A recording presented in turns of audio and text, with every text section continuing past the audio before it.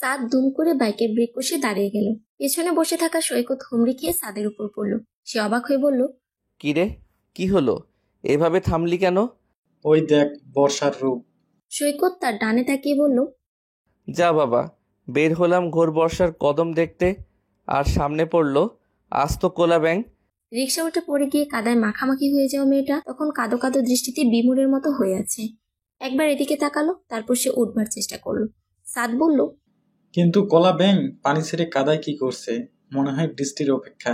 বলেই দুজন হেসে ফেলল। তারপর বাইক থেকে নেমে মেয়েটাকে উদ্দেশ্য করে বলল, ব্যথা পাননি তো? উঠতে পারবেন? মেয়েটা কিছু না বলে একাই উঠে দাঁড়ালো।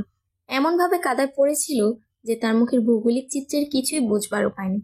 কি বিশ্রী অবস্থা! আজকের সকালটাই তার কাছে খারাপ বলে মনে হলো। মেজাজ খারাপ করে বাড়ি থেকে বের হয়েছিল, এখন পড়ে গিয়ে এই অবস্থা। সিনেমার মতো নায়কের সাথে ধাক্কা লেগে পড়ে যেতে যেতে নায়ক স্লো মোশনে তাকে ধরে ফেলবে, তারপর দুজন দুজনের দিকে অপলক তাকিয়ে থাকবে, আর ব্যাকগ্রাউন্ড মিউজিক শুরু হয়ে যাবে, লা লা লা লা লা লা লা। সেটা তার কপালে কই? তার তো আটার বস্তার মতো কাদায় পড়ে যাওয়া কপাল, তা আবার স্মার্ট সুন্দর নায়ক মার্কা ছেলের সামনে। আর পড়েছে এমনভাবে যে তাকে কোলা ব্যান ছাড়া অন্য কিছু ভাবাও যাচ্ছে না। তখন খেয়াল করলো তার বাম হাতের কবজির উপর কেটে গিয়ে রক্ত বের হচ্ছে। সে তখন ইচ্ছে করে এমনভাবে হাত ঝাড়া দিল যে তার হাতে লেগে থাকা কাদা ছিটকে সৈকতের গায়ে গিয়ে পড়ল। সৈকত একটু সরে গিয়ে বলল, করছেন কি? এটা আপনার বিছানা পেয়েছেন যে ইচ্ছে মতো হাত পা ছুড়ছেন? দিলেন তো আমার গায়েও কাদা লাগিয়ে। কাউকে সাহায্য করতে আসাটাও তো বিপদ। ততক্ষণে আরো কিছু লোকজন জমা হয়ে গেছে। সবাই যেন মেয়েটার অসহায় অবস্থা দেখে মজা পাচ্ছিল। সৈকত আর সাদ তখন অন্য একটা রিক্সা থেকে মেয়েটাকে উঠিয়ে দিল আর বলে দিল, সাবধানে যাবেন। মেয়েটাকে রিক্সায় তুলে দিয়ে সাদ আর সৈকত বাইক স্টার্ট দিল। সৈকত সাদের বড় মামার ছেলে। গতকালই বড় মামা পরিবার সহ তাদের বাড়ি বেড়াতে এসেছে। আসার অবশ্য আরো একটা কারণ আছে, আর সেটা হলো সৈকতের জন্য পাত্রী দেখা। তার বাবার এক বন্ধুর মেয়ের ব্যাপারে তাদের মোটামুটি পর্যায়ের কথা এগিয়ে রাখা হয়েছে। এখন শুধু সরাসরি মেয়ে দেখা, আর সম্ভব হলে আজই বিয়ে পাকা করে ফেলা। বিকেলেই সেখানে যাবার কথা। সৈকত সাদের ভীষণ পছন্দের একজন মানুষ।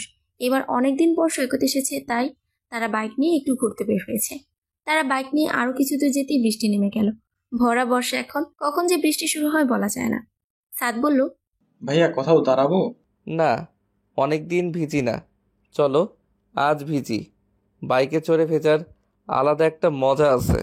সৈকতের সব কথাই সাদের ভালো লাগে, তাই সে বিনা বাক্যে তার কথা মেনে নিল। যদিও বৃষ্টি বাদলে ভিজে তার কিছু হয় না, তবু তার কখনো বৃষ্টি বিলাস করা হয় না। আজ না হয় সৈকত ভাইয়ের সাথে করলো। টানা 1.5 ঘন্টা ঝুম বৃষ্টিতে ভিজে তারা কাক ভেজা হয়ে বাড়ি ফিরল। 2 হাত ভরে কদম নেই। এত কদম ফুল কেন এনেছে তারা কেউ জানে না।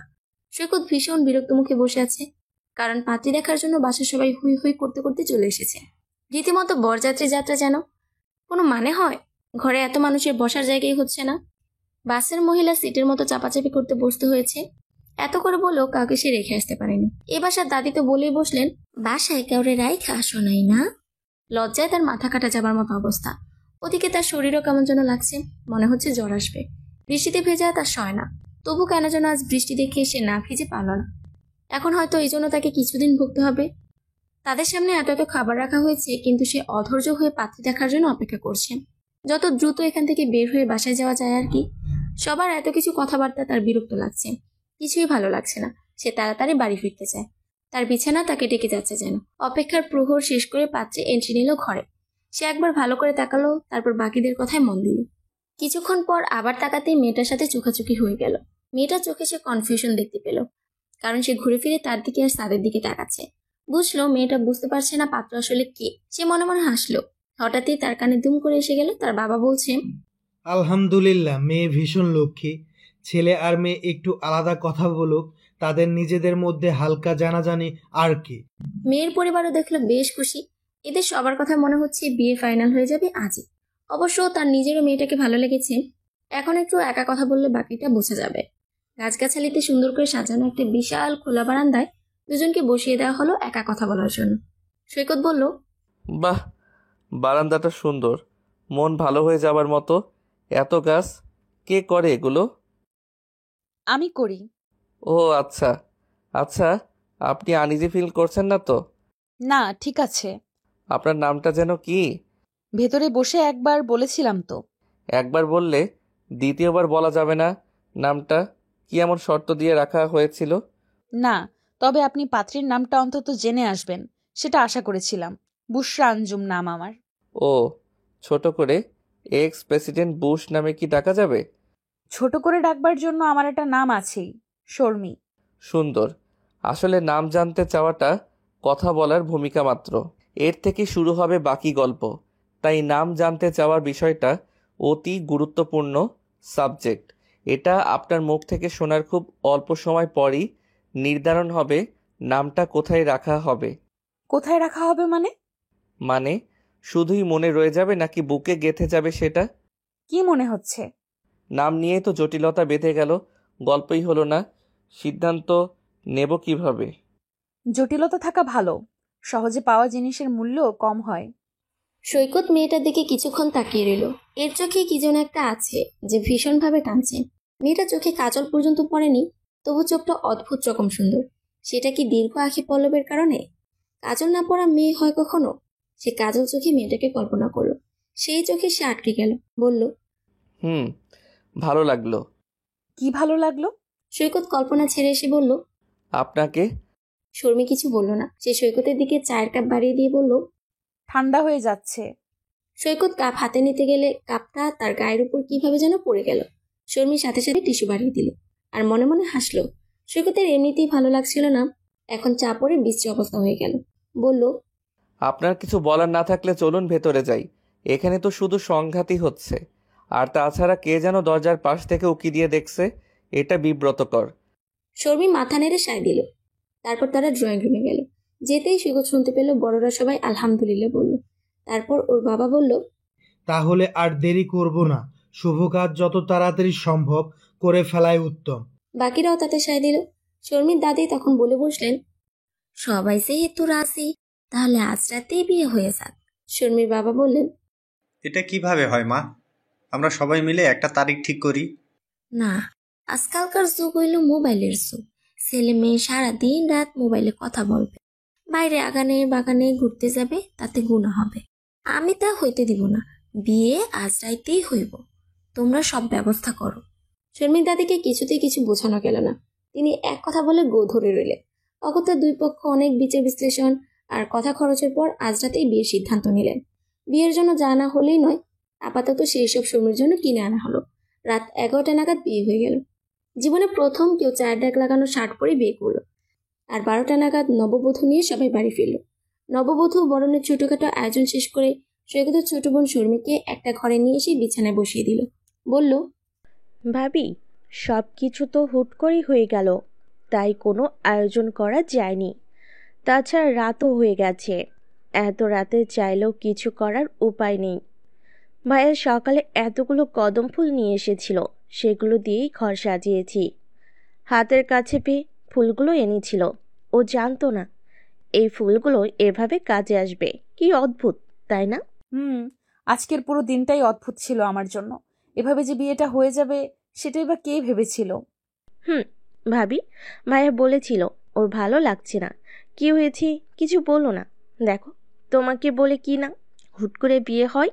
তোমাদের তো চেনা জানার সুযোগই হলো না। আমি হলে জিন্দেগিতেও এভাবে বিয়ে করতাম না।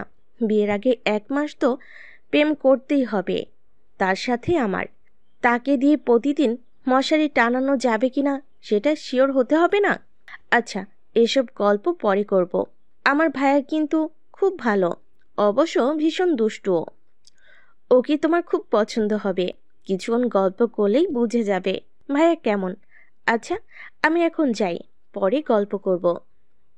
বলেই শুক্তি চলে গেল। শুক্তি চলে যাবার 10 মিনিট পর সৈকত ঘরে এলো। তার পক্ষে দাঁড়িয়ে থাকাটা আর সম্ভব হচ্ছে না। সে শর্মির মুখোমুখি বসে বলল, আমি যদি এই মুহূর্তে ঘুমিয়ে পড়ি তুমি কি মন খারাপ করবে? শর্মী আহত গলায় বলল, পুরো দিনটাই কেটেছে অদ্ভুত সব ঘটনা দিয়ে, শেষটা আর বাকি থাকবে কেন? ঘুমান আপনি। যাক, তুমি অতটা অত্যাচারী বুশ নও। আজকে রাতে বলার জন্য আমাদের দুজনেরই হয়তো অনেক কথা আছে, কিন্তু না বললে ট্রেন মিস হয়ে যাবে এমন কিছু নয়। তাই কথা তোলা থাক, পরে বললেও চলবে। কিন্তু এই মুহূর্তে যেটা না বললেই নয় সেটা হলো তোমাকে অনেক সুন্দর লাগছে। বিকেলে কল্পনায় তোমাকে কাজল চোখে দেখেছিলাম, সেটা যে কয়েক ঘন্টা পরেই বাস্তব হয়ে যাবে ভাবিনি। কাজল চোখের মেয়ে আমার জীবন কাটুক, তোমার চোখের তারাই ভালোবাসায় জড়িয়ে।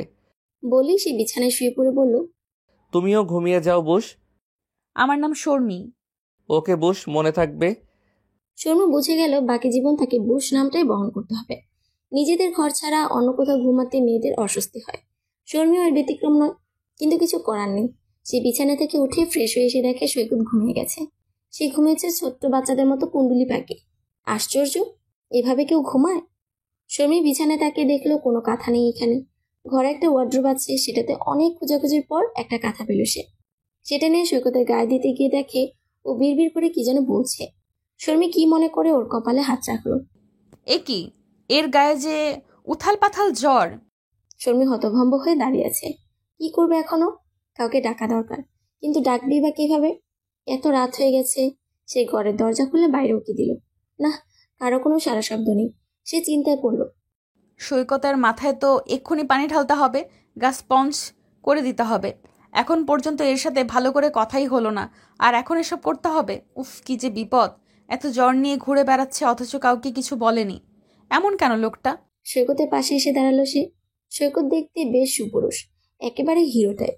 যে কেউ এর প্রেমে পড়ে যাবে। অথচ এখন কেমন মলিন দেখাচ্ছে মুখটা জ্বরে। শর্মি খেয়াল করলো হুট করেই সৈকতের জন্য তার ভীষণ মায়া লাগছে। কি আশ্চর্য, মাত্র কয়েক ঘন্টায় পরিচয়ে কারোর প্রতি এমন অনুভূতি হয়? নাকি বিয়ে ব্যাপারটাই এমন? ভাবতে ভাবতে সে তার লাগেজ থেকে টাওয়াল বের করে ওয়াশরুম থেকে এক বালতি পানি নিয়ে এলো। পানি ঢালার জন্য সৈকতকে আড়াআড়ি শোয়ানো দরকার, সেজন্য সৈকতকে বার দুই ডাকলো। কিন্তু ওর তো কোনো হুঁশই নেই। তখন সে কোমরে আঁচল গুঁজে নিজেই ওকে ঠিক করতে লাগলো। বাপরে, দেখতে তো চেঙ্গিস খান, অথচ নড়ানোই যাচ্ছে না। মাথাটা বালিশে রাখতে যেতে সৈকত ওকে দু হাতে জাপটে ধরে বলতে লাগলো, সাদ, ব্যাংকটা ধর ধর, কাদায় ঢুকে যাচ্ছে। এই ধরেছি ধরেছি। জ্বরের ঘরে সৈকতের এভাবে ব্যাঙ ধরা দেখে শর্মির হাসি পেয়ে গেল। সে সৈকতের বাহু থেকে নিজেকে ছাড়িয়ে নিয়ে ওর মাথায় পানি ঢালতে লাগলো। আর সৈকত ক্রমাগত আবল তাবল বলেই যাচ্ছিল। কখনো ব্যাঙ ধরছে, কখনো শুক্তির সাথে ঝগড়া করছে, কখনো আম্মুর সাথে কথা বলছে। একবার বলল, বউ সাজে হোয়াইট হাউস থেকে বুশ গ্রেফতার। যদিও এসব সৈকত খুব আস্তে বিড়বিড় করে বলছিল, তবুও শর্মি সব শুনতে পাচ্ছিল। সে সৈকতের মাথায় পানি ঢালছে আর ভাবছে সকালে রিক্সা থেকে পড়ে যাবার পর সৈকতকে সাহায্য করেছিল। তখন কেউই জানতো না আর কয়েক ঘন্টা পরেই এরা আজীবনের জন্য একে অপরের সবকিছুর অংশীদার হয়ে যাচ্ছে। কাদায় পড়ে গিয়ে একজন হিরোর উপস্থিতি ফিল করেছিল সে। হিরো তো এসেছিলই, শুধু সে চিনে নিতে পারেনি। উফ, কি কপাল! তবে একটা ব্যাপার খুব ভালো হয়েছে যে সৈকত চিনতে পারেনি যে কাদায় পড়ে থাকা মেয়েটা শর্মি ছিল। নয়তো এটা নিয়ে হাসাহাসি করে কি করতো আল্লাহ জানে। অনেকটা সময় পানি ঢালার পর সৈকতের জ্বর কিছুটা কমে এলো আর আবল তাবল বলা বন্ধ হলো। কিন্তু জ্বর পুরো নামলো না। শর্মি এবার একটু ভাবনায় পড়ে গেল। সে সারা ঘর খুঁজতে লাগলো কোথাও প্যারাসিটামল জাতীয় কিছু পাওয়া যায় কিনা।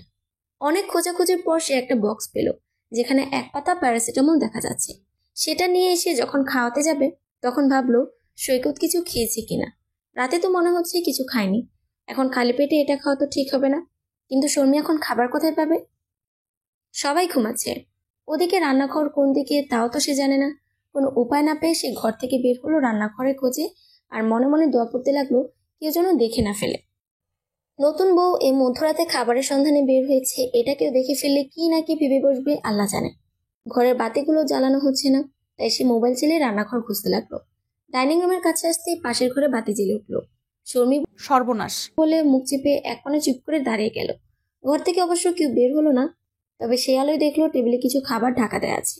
আর রান্নাঘরটা কোথায় সেটাও দেখে নিল।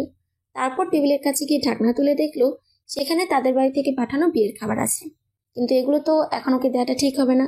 রিচ খাবার, বমি হয়ে যেতে পারে। সে রান্নাঘরে ঢুকলো। সেখানে গিয়ে ভাত, বেগুন ভাজি, ইলিশ মাছের দো পেঁয়াজা আর ডাল পেয়ে গেল। সে অনেক সাবধানে একটা প্লেট নিয়ে ভাত, এক টুকরো মাছ আর বেগুন ভাজা নিল। ঢাকনা রাখতে গিয়ে গেল, হাত থেকে ছুটে আর সেটা ঝনঝন আওয়াজ তুলে মেঝেতে পড়ে গেল। উফ, কোনো মানে হয়? শর্মি তাড়াতাড়ি ঢাকনা তুলে রেখে প্লেট নিয়ে নিজের ঘরে দৌড় দিল। অন্ধকারে টেবিলের সঙ্গে খেলো গুঁতো। দাঁত চেপে ব্যথাটা হজম করে ঘরে ঢুকে পড়লো। ঢুকতেই শুনতে পেল, উফ, এত শব্দ কিসের? শান্তিতে একটু ঘুমাতেও পারবো না নাকি? শর্মির গা জমে গেল। সে অন্ধকারে তড়িঘড়ি করে ভুল করে অন্য কারো ঘরে ঢুকে পড়েছে। তাড়াতাড়ি দোয়া ইউনুস পড়ে ফেললো। তারপর আস্তে করে ঘর থেকে বের হয়ে নিজের ঘরে চলে এলো। এসে তাড়াতাড়ি দরজা বন্ধ করে চোখ বন্ধ করে আটকে রাখা দমটা ছেড়ে দিল। আর তখনই সৈকত বলে উঠল, তুমি আলো না জেলে অন্ধকারে ভূতের মতো কোথায় গিয়েছিলে? আর এত শব্দই বা কিসের? আচমকা সৈকতের কথায় শর্মি ছিটকে উঠে বলে, রান্নাঘরে গিয়েছিলাম, কিন্তু আপনি কখন জেগে উঠলেন? তুমি যখন অন্ধকারে ভূতের মতো রান্নাঘরে ঘুরছিলে তখন খিদে পেয়েছে সেটা সুপ্তিকে তখন বললেই হতো। খাবারটা আমার জন্য আনিনি, আপনার জন্য এনেছি। জ্বরে তো বেহুশ হয়েছিলেন। জ্বর নামাতে প্যারাসিটামল খেতে হবে, আর খালি পেটে তো সেটা খাওয়া যায় না, সেজন্য খাবার আনতে গিয়েছিলাম। নিন ধরুন, আর চটপট খেয়ে নিন। জ্বরে যা খেল দেখাচ্ছেন। সৈকত দেখলো বিছানার পাশে একটা বালতি রাখা, মাথায় হাত দিয়ে দেখলো চুল ভেজা। সে বুঝলো মাথায় পানি ঢালা হয়েছে। মেয়েটা এত কিছু করেছে আর সে কিছুই টের পায়নি। বলল, আমার তো হুঁশ ছিল না। সত্যি করে বলো তো কি কি করেছো আমার সাথে? একা ঘরে একজন স্মার্ট সুদর্শন দেখতে সুন্দর ছেলেকে একা পেয়ে উল্টাপাল্টা কিছু করে ফেলোনি তো? শর্মি চোখ পাকিয়ে বলল, আপনি যা যা ভাবছেন তার চেয়েও বেশি কিছু করেছি। খুশি? এবার খাবেন নাকি খাবারটা রেখে আসবো? সে হাত বাড়িয়ে প্লেটটা নিয়ে বলল, ও গড, সমাজে এখন এই চাঁদমুখ কিভাবে দেখাবো? তার চেয়েও বড় কথা, শত মেয়ের হৃদয় ভেঙে যাবে এসব শুনে। কি হবে এখন?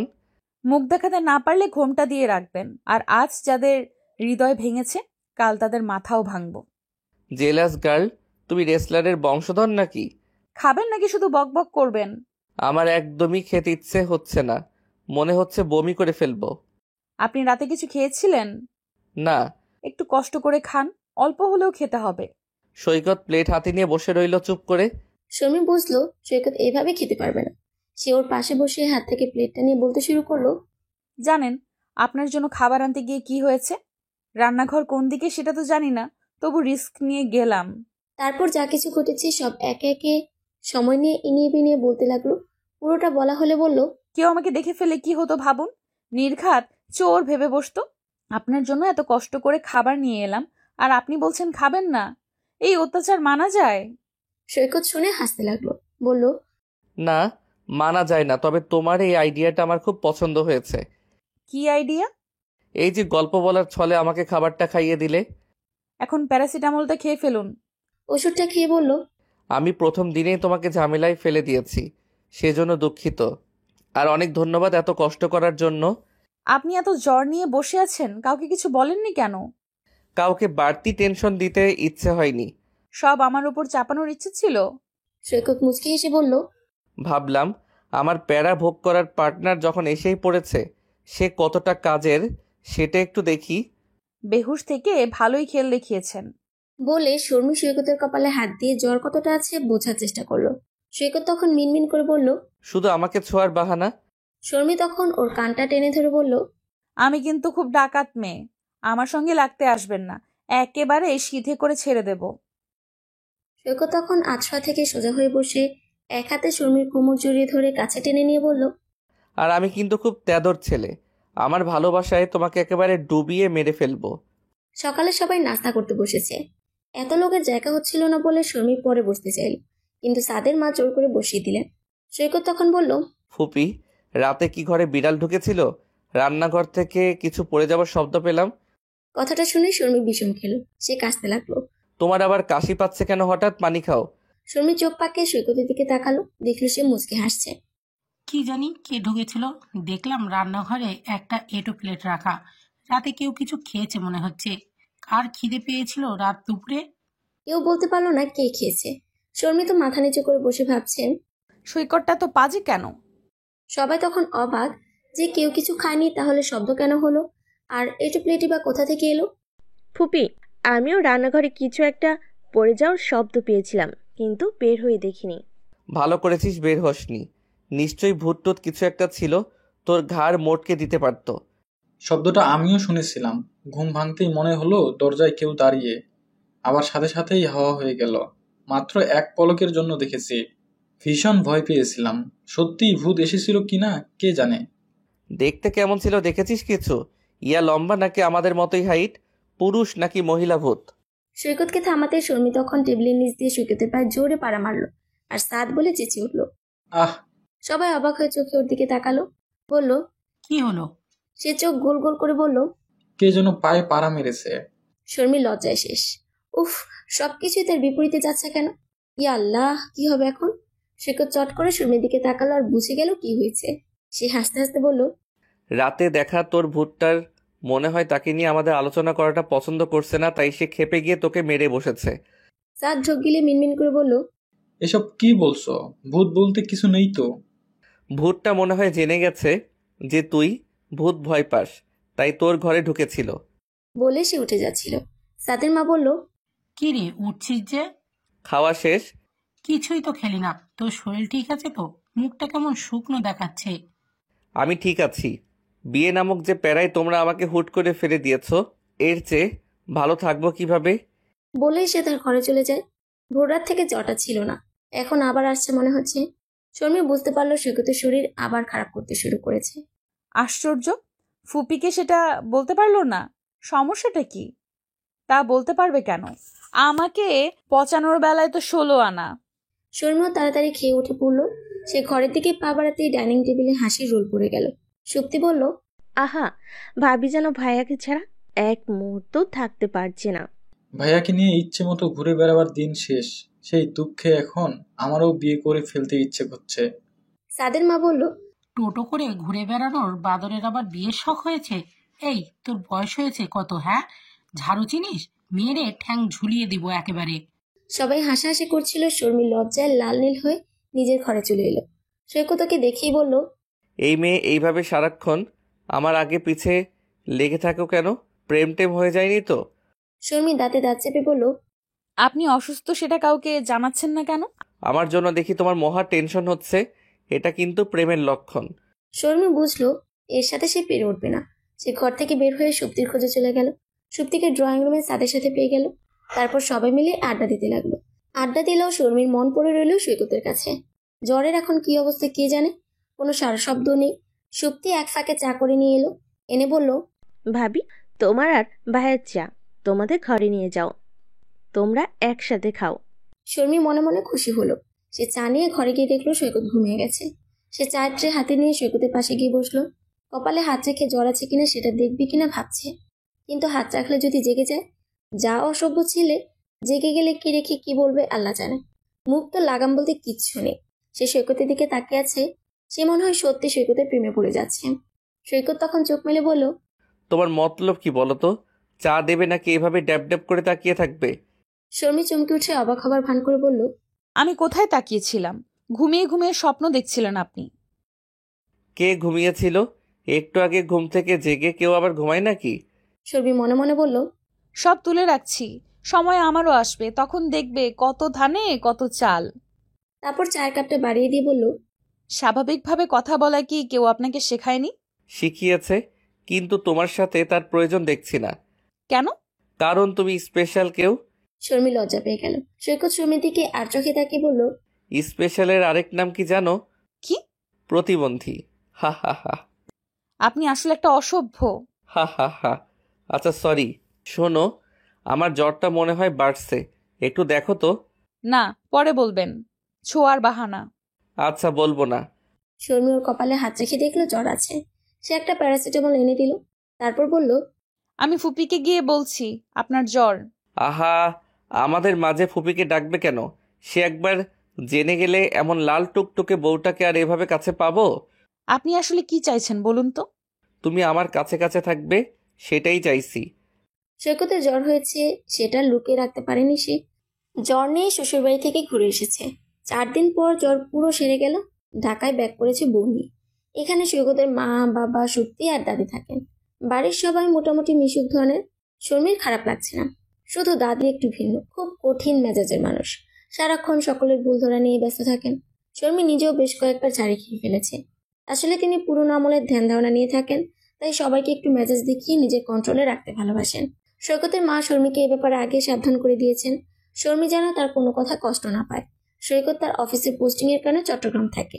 ওখানে আরো 2 জন কলিগ মিলে এক ফ্ল্যাটে থাকে। তার ছুটি শেষ, আগামীকাল রাতে চট্টগ্রাম চলে যাচ্ছে। এই নিয়ে শর্মী ভেতর ভেতর একটু কাহিল। রাতে খেতে বসে সৈকতের চলে যাওয়া নিয়ে কথা হচ্ছিল। সৈকতের মা বলল, এবার ট্রান্সফার নিয়ে ঢাকায় চলে আয়। সেটা সম্ভব হলে তো আগেই করা যেত। ট্রান্সফার অ্যাপ্লিকেশন আরও 6 মাস পরে দিতে পারবো। দিলেও ঢাকায় হয়তো আসা সম্ভব হবে না। এখানে আসতে আমাকে আরও কয়েক বছর অপেক্ষা করতে হবে। ঢাকা ছাড়া অন্য কোথাও যাবার চেয়ে চট্টগ্রামেই ভালো আছি। তাহলে শর্মী কোথায় থাকবে? সৈকত একবার শর্মির দিকে তাকালো, দেখলো ওর চেহারা অলরেডি মলিন হয়ে গেছে। বলল, শর্মি এখানেই থাকবে, তোমরা সবাই আছো না? সৈকতের দাদি বললেন, নাদবু আর কই যাবে, সে এইখানেই থাকবে। সংসারে কাজকর্ম শিখুক, কিছু তো শেখে নাই। পুরা একটা দিন চইলা গেল, এখনো তারে কোনো কাজ করতে দেখলাম না। সৈকতের মা বলল, মা, শর্মি নতুন বউ, এত তাড়াতাড়ি তাকে সংসারের কাজ চাপিয়ে দেওয়া ঠিক হবে না। আস্তে ধীরে করবে সব। আর সৈকত কাল চলে যাবে, ওরা নিজেরা একটু সময় কাটাক। বিয়েটা যেভাবে হলো, ওদের নিজেদের মধ্যে একটু খোলামেলা হওয়ার সুযোগ তো দিতে হবে। আমার সোনার টুকরো নাতি পাইয়া তারা ধৈরা বাইন্ধা মেয়েটারে ঝুলাই দিছে। বাপরে, তোর শৈল না আর। দাদির এই কথাটা কেউ কিছু বলল না। শর্মির কাছে ব্যাপারটা ভালো লাগলো না।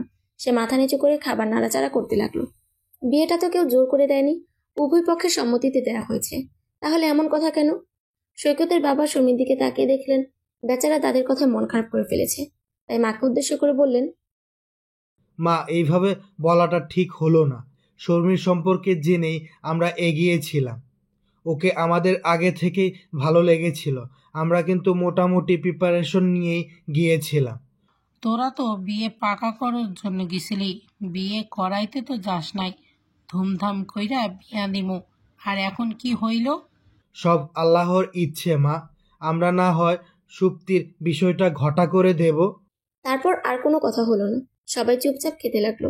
খাওয়া প্রায় শেষের দিকে এলে দাদি তখন ঘোষণা করলেন, কাল সৈকত চলে যাবে, তাই কালকে দুপুরের খাবার নাতবই রান্না করবে। আচমকা এই কথা শুনে শর্মির কাশি উঠে গেল। সে তো এক চা বানানো ছাড়া রান্নার রও জানে না। সৈকত শর্মির খাবি খাওয়া দেখে ইশারা করে বলল, কি হয়েছে? শর্মি আস্তে করে মাথা ঝুলিয়ে দেখালো সে রান্না পারে না। সৈকত সেটা দেখে মুচকি হেসে বলল, দাদি এখনই আমাকে মা ছেড়ে বউয়ের হাতে রান্না খেতে বলছো, পরে আবার বলে বসবে বউ পাগলা হয়েছিস। ওসব হবে না। এ আবার কি কথা? তো তোর বউ কি রান্না করে খাওয়াবে না তোকে? আলবত খাওয়াবে, কিন্তু সময় তো চলে যাচ্ছে না। সে আগে আম্মুর কাছ থেকে রান্না শিখে নিক, এখনই কিছু করতে হবে না। বউয়ের জন্য দেখি তোর বেশ দরদ রে। দরদ তো তোমার জন্য গো দাদি। একটু একটু দরদ অন্য কাউকে দেখালে কিছু হয় না। চুপ থাক, বিয়া না হইতেই বউয়ের জন্য পাগল হয়ে গেছস। সৈকত সেটা শুনে মুচকি হাসলো। খাওয়া শেষ হলে শর্মি সৈকতের ঘরে এসে দেখে সৈকত ল্যাপটপ নিয়ে বসে আছে। তাকে দেখে বলে উঠল, তুমি তাহলে কোনো কাজেরই না? জীবনে আদৌ কিছু শিখেছো নাকি শুধু আমার আগে পিছেই ঘুরতে পারো? শর্মি বুঝলো সৈকত এখন ইচ্ছে মতো তাকে লেগ পুলিং করবে, তাই সে কিছু না বলে বারান্দায় গিয়ে দাঁড়ালো। তাছাড়া সৈকতের সামনে থাকলো ঠিক ধরে ফেলবে শর্মিও চলে যেতে কষ্ট পাচ্ছে, সেটা আরো লজ্জাকর হবে। শর্মি আকাশের দিকে তাকিয়ে দেখলো শুক্লপক্ষের চাঁদ তার স্পষ্ট অবস্থান জানান দিয়ে যাচ্ছে। সেদিকে তাকিয়ে ভাবলো, আচ্ছা, এই অল্প সময়ে কারোর জন্য এত মায়া অনুভূতি কাজ করতে পারে? এই অনুভূতির নাম কি আসলে? ঘর থেকে সৈকত তখন চেঁচিয়ে বলল, এই বুস, এক গ্লাস পানি দিয়ে যাও তো। শর্মি চোখ পাকিয়ে কিছু বলতে যাচ্ছিল, আর তখনই সৈকতের ফোন আসে। সে ফোন রিসিভ করে বলতে থাকে, হ্যাঁ তিথি বলো। না, তেমন কিছু করছি না। আপাতত এক্স প্রেসিডেন্ট বুশকে দিয়ে পানি আনাচ্ছি। বুঝুক হোয়াইট হাউস ছাড়লে কেমন লাগে। ওপাশ থেকে কি বললো তা তো আর শর্মি শোনার উপায় নেই, কিন্তু কথাটা বলার পর ভীষণ হাহা হিহি চলছিল সেটা দেখতে পাচ্ছিল। এত আহ্লাদ করে হ্যাঁ তিথি বলো বলার মানেটাই বা কি সে বুঝতে পারলো না। যত সব। সে পানি এনে সৈকতকে দিয়ে সরে যেতে নিলে সৈকত ফোন রেখে ওর হাত ধরে বলল, যাচ্ছ কোথায়? বসো এখানে। শর্মি বসলো। সৈকত ওর মুখের দিকে তাকিয়ে বলল, কি হলো হঠাৎ এমন রাগ রাগ চুপচাপ? কিছু হয়নি। আমি কাল চলে যাচ্ছি, দেখে মন খারাপ হচ্ছে নাকি আবার? আপনার মতো বাদর ছেলে চলে গেলে কারোর মন খারাপ হয় না, শান্তি শান্তি ফিল হয়। হা হা হা, আমার অনুপস্থিতিও তাহলে কম কিছু নয় বলো? তবে তুমি মুখে যাই বলো, তোমার চেহারা কিন্তু অন্য কিছু বলছে। আমার চেহারা এখন ঘুমের কথা বলছে, সরুন তো। বলেই শর্মি উল্টো দিকে মুখ ফিরে চোখ বন্ধ করে শুয়ে পড়ল। শর্মি আজ মেরুন রঙের একটা শাড়ি পরেছে। শাড়ির ফাঁকে তার ফর্সা কোমর দেখা যাচ্ছিল। সৈকত সেটা দেখে বলল, এই তোমার মতলবটা কি? এভাবে কোমর দেখিয়ে ঘুমাচ্ছ? শর্মি তাড়াতাড়ি সৈকতের দিকে ফিরে আঁচল টেনে টেনে চোখ বন্ধ করে পড়ে রইল। সৈকত হেসে কাজে মন দিল। যাক, এখন মন চাইলেই মন ভরে এর দিকে তাকিয়ে থাকা যাবে। কাল তো চলেই যাচ্ছে, কিছুদিন পর আবার এই চাঁদ মুখ দেখার সুযোগ হবে। সৈকত নিজেও বুঝতে পারছে ওকেও যতই লেগ পুলিং করুক, আসলে সে নিজেও এই মেয়েটার প্রেমে পড়ে যাচ্ছে। গত 5 দিনেই এর প্রতি যা অনুভূতি হয়েছে তাতে একে ছেড়ে থাকতে এর কষ্ট হবে, কিন্তু কিছু তো করারও নেই। ভালো হতো একে সাথে করে নিয়ে যেতে পারলে, কিন্তু সেটা এখনই করা সম্ভব নয়। সে কিছুক্ষণ কাজ রেখে শর্মির দিকে তাকিয়ে রইল। সৈকত ঘুমিয়ে যেতেই শর্মি জেগে উঠল। জানালা করে চাঁদের আলো এসে পড়েছে ঘরে। সেই আলোয় দেখলো সৈকতের মুখটা ওর খুব কাছে, যেন ওকে দেখতে দেখতেই ঘুমিয়ে গেছে। ওর ইচ্ছে হলো ওকে ছুঁয়ে দিতে, কিন্তু যা বাজে ছেলে, ঘুম ভেঙে গেলেই এমন কিছু বলে বসবে যে ওর মুখ লুকোবার জায়গা থাকবে না। সারাক্ষণ মজা নেয়, অথচ তিথি না ফিথি ওর সাথে তো ঠিকই কত সুন্দর করে কথা বললো। কাল চলে যাচ্ছি, আবার কতদিন পর দেখা হবে, একটু কি পারতো না একসাথে রোমান্টিক কিছু মুহূর্ত কাটাতে? পাঁচি কোথাকার, ঘুমিয়েছ না? এবার দেখাচ্ছি মজা। সৈকতের ফোনটা ওর মাথার পাশেই ছিল। আস্তে করে উঠে ফোনটা নিয়ে খুব সাবধানে ওর হাত নিয়ে ফিঙ্গার লক খুলে ফেললো। তারপর উঠে বসে প্রথমে ওর কল হিস্ট্রি দেখলো। সেখানে তিথি, শেলি, তুলি আর আফসানা নামের 4টা মেয়েদের নাম্বার পেল, যেগুলোতে রেগুলারই কথা হয়। শর্মি সেই নাম 4টা পাল্টে শাকচুন্নি, পেতনি, ভূতনি আর ডাইনি দিয়ে দিল। তারপর যেটা অফিস বস লেখা সেটা হিটলার নাম দিয়ে সেভ করে দিল। তারপর যে নাম্বারগুলোতে রেগুলার কথা হয় আর যত মেয়ের নাম্বার আছে সব কটাই কাশেম, কসাই, গোয়ালা, ব্যাককল, বলদ, গরু, ছাগল, মুরগি, পাঙ্গাস, ট্যাংরা, টেম্পু, বিচ্ছু, তেলাপোকা, চিকটিকি, ভালুক দিয়ে সেভ করে দিল। নিজের নাম্বারটা দেখলো বুঝ দিয়ে সেভ করা, সেটা পাল্টে হার্টবিট লিখে দিল। তারপর মুচকি এসে গ্যালারিতে ঢুকলো। সেখানে শর্মির বেশ কিছু ছবি দেখলো যে বিভিন্ন সময় লুকিয়ে তোলা হয়েছে। ব্যাপারটা শর্মির কাছে খুব ভালো লাগলো। ইস, এমন লুকিয়ে ছবি তোলার কি মানে? তখন নিজের ফোনে টর্চ জ্বেলে হালকা আলো করে পটাপট দুজনের কয়েকটা সুইট সেলফি নিয়ে নিল। তারপর নিজের ফোনেও তুললো। ছবি তোলা শেষ করে ফোনটা আস্তে করে রেখে দিল। কাল থেকে নাম্বার নিয়ে সৈকত কি বিড়ম্বনায় পড়বে সেটা ভেবে তার খুব হাসি পাচ্ছিল। কালোকে ফোনটা বেশি হাতে নিতে দেওয়া যাবে না। চট্টগ্রামের উদ্দেশ্যে রওনা হবার পর সব দেখুক, তার আগে দেখলে কি হবে কে জানে। সন্ধ্যায় সৈকতের বাসের টিকিট কাটার সেই উদ্দেশ্যে শর্মির সারাদিনের ব্যস্ততায় কেটে গেল। আর সৈকত সারাদিন শর্মির সাথে কথা বলার চান্স খুঁজে গেছে শুধু। সৈকতের আজ কোনো ফোন আসেনি, তাই শর্মির কোনো ঝামেলা হলো না। কিন্তু সারাদিনে একটাও ফোন এলো না, এটা কেমন কথা? বিকেলে সৈকত শর্মিকে অনেকক্ষণ না দেখে সুপ্তিকে বলল, কিরে, ঘরের কোনো কাজ করিস টরিস না, কিছু না? আজ বাদে কাল বিয়ে হবে, শ্বশুরবাড়ি গিয়ে তো আমাদের সবার নাক কাটিয়ে ফেলবি। আম্মুকে সাহায্য করতে পারিস না? ও বাবা, হঠাৎ করে এসব বলছো, ঘটনা কি? ঘটনা আবার কি হবে? সন্ধ্যায় চলে যাচ্ছি আর তোর ভাবির সাথে এখন পর্যন্ত একটু ভালো করে কথাই বলতে পারলাম না। বিয়ে করে লাভটা কি হলো? ও বুঝেছি, আগে বলবি তো। আচ্ছা, তুই ছাদে যা, আমি ভাবিকে পাঠিয়ে দিয়েছি। সাথে চা নিয়ে আসতে বলিস। বলবো। বলে সে হাত পেতে রইল। কি? তোর এত কাজ করে দিব, আমাকে একটু খুশি করবি না? মায়ের চিনিস, কোনো টাকা পাবি না, যা ভাগ। এই, তোর বয়ফ্রেন্ডের কি যেন নাম? দিব সব বাবাকে বলে। আমার কোনো বয়ফ্রেন্ড নাই, এসব বলে তুই কথা ঘোরাবি না। টাকা দে, নইলে আমি ভাগলাম। আচ্ছা, পরে নিস, এখন শর্মিকে ডেকে দে। হুম, বাকির কাজ ফাঁকি। তুই এই করে করে আমার কোটি কোটি টাকা মেরে খেয়েছিস, আজ আর তা হবে না। কোটি কোটি টাকা মেরে খেয়েছি, আমার স্যালারির অর্ধেক যায় তোর ঘুষের পেছনে, আর আমাকে এসব বলছিস? দিবি নাকি চলে যাব? আচ্ছা ঠিক আছে, নে 500 দিলাম, এবার যা। আরও 1000। কিসের 1000? আগের পাওনা। তুই ঘুষ দিবি বলে আমাকে দিয়ে শুধু কাজ করাস, আর কাজ হয়ে গেলেই যা ভাগ বলে বিদায় দিস। আরও 1000 দিবি, তারপর কাজ হবে, নয়তো টাটা বাই বাই। আর 1 পয়সাও পাবি না। 500 দিয়েছি, এইটার হিসাব লিখে রাখবি। যা, শর্মিকে পাঠিয়ে দে। ঠিক আছে, দিতে হবে না। আমার আবার এত টাকা খাওয়ার শখ নাই। যাই, নিচতলায় আন্টি বলেছিল ভাবিকে নিয়ে চা খেতে যেতে, আজ না হয় সেখানেই চা খেয়ে আসি। আচ্ছা আচ্ছা, নে। আর শোন, মনে রাখিস, 1 মাঘে শীত যায় না। আমি পড়াই মনে রাখতে পারি না, এসব মনে রাখার টাইম কই। থ্যাংক ইউ ভাইয়া। শোন, আমি যে ওর জন্য অপেক্ষা করছি, ওকে ডেকে পাঠিয়েছি, এসব আবার বলে দিস না। ঠিক আছে, তাহলে আরও 200 দে। সৈকত ওর কান ধরে বলল, নিবি আরো 200? নিব না, নিব না, ছাড়। যা তাহলে। বলে সৈকত রাগে গজগজ করতে করতে ছাদে চলে গেল। সুপ্তি শর্মিকে দাদির ঘরে পেয়ে গেল। বুঝলো শর্মিকে ভাইয়া খুঁজে কেন পাচ্ছে না। সে গিয়ে শর্মিকে কাজ আছে বলে টেনে রান্নাঘরে নিয়ে এলো।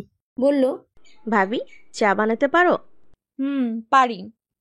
তাহলে জলদি 2 কাপ বানিয়ে ফেলো। ঠিক আছে। কে সুপ্তি? তোমার ভাইয়া কোথায় বলতে পারো? সুপ্তি চট করে ব্যাপারটা বুঝে নিল। বলল, বলবো, তার আগে আমাকে 200 টাকা দিতে হবে। শর্মি অবাক গলায় বলল, তুমি কি ঘুষ চাইছো? বাহ, তুমি তো স্মার্ট আছো, ঠিক ধরে ফেলেছো। আসলে ভাইয়ের কাছে চাইলে তো পাওয়া যায় না, আর আমি তোমার কাছ থেকে নিলে তুমি সেটা ভাইয়ের কাছ থেকে খসাবে। সিম্পল। আমি কিভাবে টাকা খসাবো? সে তুমি আস্তে আস্তে শিখে যাবে। আমি আছি না, এসব ব্যাপারে আমি ওস্তাদ লোক। এখন ভাইয়ের কাছে যেতে চাও কিনা বলো, তাহলে জলদি টাকাটা দাও। শর্মি ঘরে গিয়ে তার পার্স থেকে 500 টাকার একটা নোট এনে ওকে দিয়ে বলল, পুরোটা রাখো। সুপ্তি খুশি হয়ে ভাবিকে জড়িয়ে ধরে বলল, জিও ভাবি, জানো ভাইয়ের কাছ থেকে টাকা খসাতে কত কষ্ট হয়। পাওনা টাকাটাই দেয় না, আর তুমি কিনা এত বেশি দিচ্ছ। যাও যাও, ভাইয়া তোমার জন্য ছাদে অপেক্ষা করছে। জানি, ছাদে চলে যাও। দাঁড়াও দাঁড়াও, তার মানে তুমি তোমার ভাইয়ের নির্দেশে এখানে এসেছো? হ্যাঁ। তার কাছ থেকেও নিশ্চয়ই খসিয়েছো? সে আর বলতে, তবে ভাইয়ের কাছ থেকে খসাতে অনেক ঝামেলা করতে হয়েছে। তুমি তো ডেঞ্জারাস মেয়ে, এক কাজের জন্য 2 পক্ষের কাছ থেকে টাকা খাচ্ছো। ডেঞ্জারাস না ভাবি, এটাকে বলে ট্যালেন্ট। ভালো ট্যালেন্ট আছে। সুপ্তি হেসে চলে গেল। সৈকত ছাদে গিয়ে 8 ঘন্টার উপর বসে আছে, অথচ শর্মির দেখা নেই। মোবাইলটাও নিয়ে আসেনি যে সময় কাটাতে কিছু করবে। ফাজিল সুপ্তিটার উপর ভরসা করাটা একদম ঠিক হয়নি। উফ, এতগুলো টাকা পানির মতো হাতছাড়া হয়ে গেল। সব দোষ বুশের। নতুন বিয়ে হয়েছে, কোথায় স্বামী সেবায় ব্যস্ত থাকবে তা নয়, সংসার উদ্ধার করে ফেলছে। বেচারা আমিটা যে চলে যাব তার কোনো খেয়াল রাখবে না। এসব ভাবতে ভাবতে আরো মিনিট 10 চলে গেল। তারপর শর্মি ছাদে এলো। ওকে দেখেই বলল, পৃথিবী উল্টে ফেলা শেষ হলো তাহলে? মানে সংসার ধর্ম কি একদিনই শিখে ফেলবে? এত ব্যস্ত? শর্মি মুচকি হেসে বলল, আহা, আপনি আমার জন্য এইভাবে অধীর হয়ে অপেক্ষা করবেন সেটা আগে বললেই হতো। অপেক্ষা? তোমার জন্য? আমার খেয়ে দিয়ে কাজ নেই যেন। আমি বাসায় থাকলে প্রতিদিনই বিকেলে ছাদে আসি। অপেক্ষা করেননি তাহলে? কিন্তু সুপ্তি যে বলল। সৈকত চোখ শুরু করে বলল, কি বলেছে সুপ্তি? এই ঘুষ নিয়ে কে নাকি ওকে দিয়ে কি কাজ করিয়ে দিতে বলেছে, সেগুলো আর কি। সৈকত দাঁত চেপে চিবিয়ে চিবিয়ে বলল, সুপ্তি, আজকে তুই শেষ। কিছু বললেন? বললাম, চা কি ঠান্ডা হলে দিবে? শর্মি হেসে চায়ের কাপ এগিয়ে দিয়ে রেলিংয়ে হেলান দিয়ে দাঁড়ালো। সৈকতের পাশেই এক হাত পেছনে রেখে দাঁড়িয়ে চা পান করতে লাগলো। দুজনেই নীরব। বলার জন্য কেউ কোনো কথা খুঁজে পাচ্ছে না। তাদের নীরবতার হাত ধরে সন্ধানে মেলো। সৈকত বলল, চলো নিচে যাই, আমার যাবার সময় হয়ে এলো। শর্মি নড়ল না। সে পায়ের বুড়ো আঙুল দিয়ে গভীর মনোযোগে ছাদের মেঝেতে আঁকিবুকির চেষ্টা চালিয়ে যাচ্ছে। সৈকত এগিয়ে এসে ওর সামনে দাঁড়িয়ে বলল, কি হলো, নিচে যাবে না? সৈকত অস্ফুট স্বরে বলে সেভাবেই দাঁড়িয়ে রইল। তখন প্রায় অন্ধকার নেমে এসেছে। সৈকত শর্মির হাত ধরে কাছে টেনে নিল। শর্মি আরো একটু ঘনিষ্ঠ হলো। সৈকত তখন ওকে জড়িয়ে ধরল। কেউ কোনো কথা বলল না, অথচ মনে মনে শত কথা আর অনুভূতি প্রকাশ করা হয়ে গেল। বাসের জানালার পাশের সিটে বসেছে সৈকত। আকাশে বাঁকা চাঁদ, রাতের নিস্তব্ধতায় সাই সাই করে ছুটে চলেছে দূর পাল্লার যত গাড়ি। সে চাঁদের দিকে তাকিয়ে শর্মির কথা ভাবতে লাগলো। প্রতি মুহূর্ত একটু একটু করে পথের দূরত্ব বেড়ে চলেছে দুজনার মাঝে, অথচ মন পড়ে আছে একে অপরের কাছে। সন্ধ্যায় ছাদে দাঁড়িয়ে শর্মির আবেগী হয়ে যাওয়াটা মনে নাড়া দিচ্ছে তার। আচ্ছা, শর্মিও কি এই মুহূর্তে ওর কথাই ভাবছে? সে ফোন বের করলো শর্মিকে কল করতে। চলে আসবে বলে আজ সারাদিন সে ফোন বন্ধ করেই রেখেছিল। নয়তো অফিস থেকে সারাক্ষণই ফোন আসে আর ল্যাপটপ নিয়ে পড়ে থাকতে হয় ঘন্টার পর ঘন্টা। চেয়েছিল আজকের দিনটা শুধুই ফ্যামিলি টাইম হবে। সে ফোন ওপেন করে শর্মির নাম্বারটা খুঁজলো। কি আশ্চর্য, বুশ নামের কোনো নাম্বার নেই কেন? সে শর্মি দিয়ে খুঁজলো, তাও পেল না। তাই স্পষ্ট মনে আছে সে বুশ দিয়ে নাম্বার সেভ করেছিল। তাহলে গেল কোথায়? আজব তো, এখন শর্মির সাথে কথা বলবে কি করে? সে সুপ্তিকে ফোন করলো, ওর কাছ থেকে নাম্বার পাওয়া যাবে। সুপ্তি ফোন ধরে বলল, হ্যাঁ ভাইয়া বল। তোর ভাবির নাম্বারটা দে তো। ভাবির নাম্বার নেই তোর কাছে? আছে, কোনো কাজ পাচ্ছি না তো, তাই যাচ্ছি তোর কাছে। নাম্বার থাকলে কেউ নাম্বার চায়? আশ্চর্য তো, এতদিনেও তোর কাছে ভাবির নাম্বার নাই আর আমাকে ঝাড়ি দিচ্ছিস। আমার অনেক পড়া আছে, বসে বসে তোর ঝাড়ি খেতে পারবো না। বলে ফোন কেটে দিল। সৈকতের মেজাজ খারাপ হয়ে গেল। সে আবার ফোন করলো। সুপ্তি ফোন ধরে বলল, বললাম না পড়তে বসেছি, শুনতে পাস না? পরে একেবারে উদ্ধার করে ফেলছিস। পাস তো করিস নকল করে। নাম্বারটা আগে মেসেজ কর, তারপর যা খুশি কর। বলে সৈকত ফোন রেখে দিল। 1 মিনিট পর সুপ্তির মেসেজ এলো। বিকাশ থেকে 100 টাকা দে, আমার নাম্বারে রিচার্জ করে দে, মেসেজ পাঠানোর পর্যাপ্ত টাকা নেই। সৈকত রাগে বিড়বিড় করে উঠল, কিন্তু করার কিছু নেই। বাসায় ফিরে এসে এর মজা টের পাওয়াতে হবে। দিন দিন ওর বার বেড়েই চলেছে। টাকা চেয়ে এত বড় মেসেজ পাঠাতে পারছে, আর একটা নাম্বার সেন্ড করতে পারছে না। থাপড়ায় সোজা করা দরকার। সে 100 টাকা পাঠিয়ে দিল সুপ্তির নাম্বারে। 5 মিনিট পর মেসেজ এলো। নাম্বার দেখে ডায়াল করার জন্য নাম্বার তুলতেই দেখলো সেটা তো সেভ করা, তাও আবার হার্টবিট দিয়ে। এটা সে কখন করলো? সে তো করেনি। কে করলো এই কাজ? কি করে হলো? কিছুই বুঝতে পারলো না। তবে যেভাবেই হোক নামটা কিন্তু জোস হয়েছে। তাই বুঝাবুঝি বাদ দিয়ে সে কল দিল। শর্মী বারান্দায় দাঁড়িয়ে আকাশ দেখছিল। আকাশের ওই চাঁদের মতোই নিজেকে একলা একা লাগছিল। সৈকতকে সে ভীষণভাবে মিস করছে। সৈকতের বাড়ি, সৈকতের ঘর, সমস্ত ঘরে সৈকতের ছায়া, অথচ সৈকত নেই। তাই ঘরের ভেতর তার ভালো লাগছিল না। সে বারান্দায় অনেক সময় ধরে দাঁড়িয়ে আছে। এতটা সময় চলে গেল, অথচ সৈকত তো এখনো তাকে একটা ফোন করলো না। সে মন খারাপ করে ঘরে এসে বিছানায় আছড়া হয়ে বসে ফোন হাতে নিল। তারপর গ্যালারি থেকে গত রাতে তোলা ছবিটা দেখতে লাগলো। ছবিটা সে সৈকতের নাম্বারে সেট করে দিল। আচ্ছা, সে কি একটা ফোন করবে সৈকতকে? না, ও কেন করবে? সৈকত দিক, ও দিলেই তো হাজারটা কথা বলে পচানো শুরু করবে। সে মনমরা হয়ে কিছুক্ষণ বসে থেকে উঠে গিয়ে ওয়ার্ড্রপ থেকে সৈকতের একটা টি শার্ট নিয়ে বিছানায় বসলো। সেটা গালে চেপে ধরে সৈকতের স্পর্শ পেতে চাইলো। তারপর সেটার সাথে কথা বলতে লাগলো। তার একটু পরেই সৈকতের ফোন এলো। মুহূর্তে শর্মী খুশি হয়ে গেল। সে কল রিসিভ করে হ্যালো বলতে সৈকত বলল, কি ব্যাপার, ফোন হাতে নিয়ে বসেছিলে মনে হচ্ছে? এত অপেক্ষা? আপনার অপেক্ষা কে করছিল? আমি তো ফেসবুক দেখছিলাম। ও আচ্ছা, তুমি তো তাহলে ব্যস্ত। ফোন রেখে দিচ্ছি। এতটাও ব্যস্ত নই যে কথা বলা যাবে না। কথা বলার যদি এতই শখ, তাহলে ফোন দিচ্ছিলে না কেন? ফোন দিলেই তো বলতেন, শুধু কথা বলার বাহানা। বাহ, আমাকে এত ভালো পড়তে পারো? সারাক্ষণ আমার কথাই ভাবো নাকি? এই শুরু হয়ে গেল তো। আচ্ছা শোনো, একজন মেয়ে আমার জন্য বিরহে পড়ে যাচ্ছে। কি করা যায় বলো তো? কোন শাকচুন্নি? না মানে কোন মেয়ে বিরহে পড়ছে? শাকচুন্নি? এবার তো মনে হচ্ছে কারোর হৃদয় পুড়ে যাচ্ছে। ওহ, কি ভীষণ পোড়া পোড়া গন্ধ আসছে। কথা না ঘুরিয়ে আগে বলুন, আপনার জন্য কার এত বিরহ হচ্ছে? আয়নার সামনে দাঁড়াও, তাহলেই দেখতে পাবে। শর্মীর গাল ঈষৎ লাল হয়ে গেল। বলল, আমি আয়না দেখি না। তাহলে কি দেখো? রাত বিরাতে লুকিয়ে লুকিয়ে জামাইয়ের চেহারা দেখো? রাত বিরাতে ওসব আপনি করে বেড়ান। ওসব আমি করে বেড়াই সেটা তুমি কি করে বুঝলে? ঘুমিয়ে থেকে? আহা, আপনি কি ঝগড়া করতেই ফোন করেছেন? না, প্রেম করতে। প্রেমের নমুনা দেখে আমি শিহরিত। আমার প্রেম এমনই, রবি ঠাকুরের ভাষায়, রোগের মতন বাঁধিব তোমারে, দারুণ আলিঙ্গনে, মোর যাতনায় হইবি অধীর, আমারই অনলে দহিবে শৈলীর, অবিরাম শুধু আমি ছাড়া আর কিছু না রহিবে মনে। বাহ, কবিতাও পড়েন? পড়ি না, কিন্তু দুই একটা মুখস্থ রাখতে হয় মানুষকে মাঝে মাঝে তাক লাগিয়ে দেবার জন্য। তুমি আমার একটা প্রশ্নের উত্তর দেবে এখন। কি? তুমি আমাকে আপনি বলা ছাড়বে কবে? ছাড়বো না। তাহলে আমিও ঝগড়া ছাড়বো না। ইস, আপনি একেবারে মহিলাদের মতো ঝগড়ুটে। তুমি তো এমন থাকতে বলছো। আমি কখন বললাম? আজব। তুমি তো বললে আপনি বলা ছাড়বে না, তো আমি কি করব? সেজন্য আপনি ঝগড়া করবেন? করব, এটা আমার প্রতিবাদের ভাষা। অভিনব ভাষা।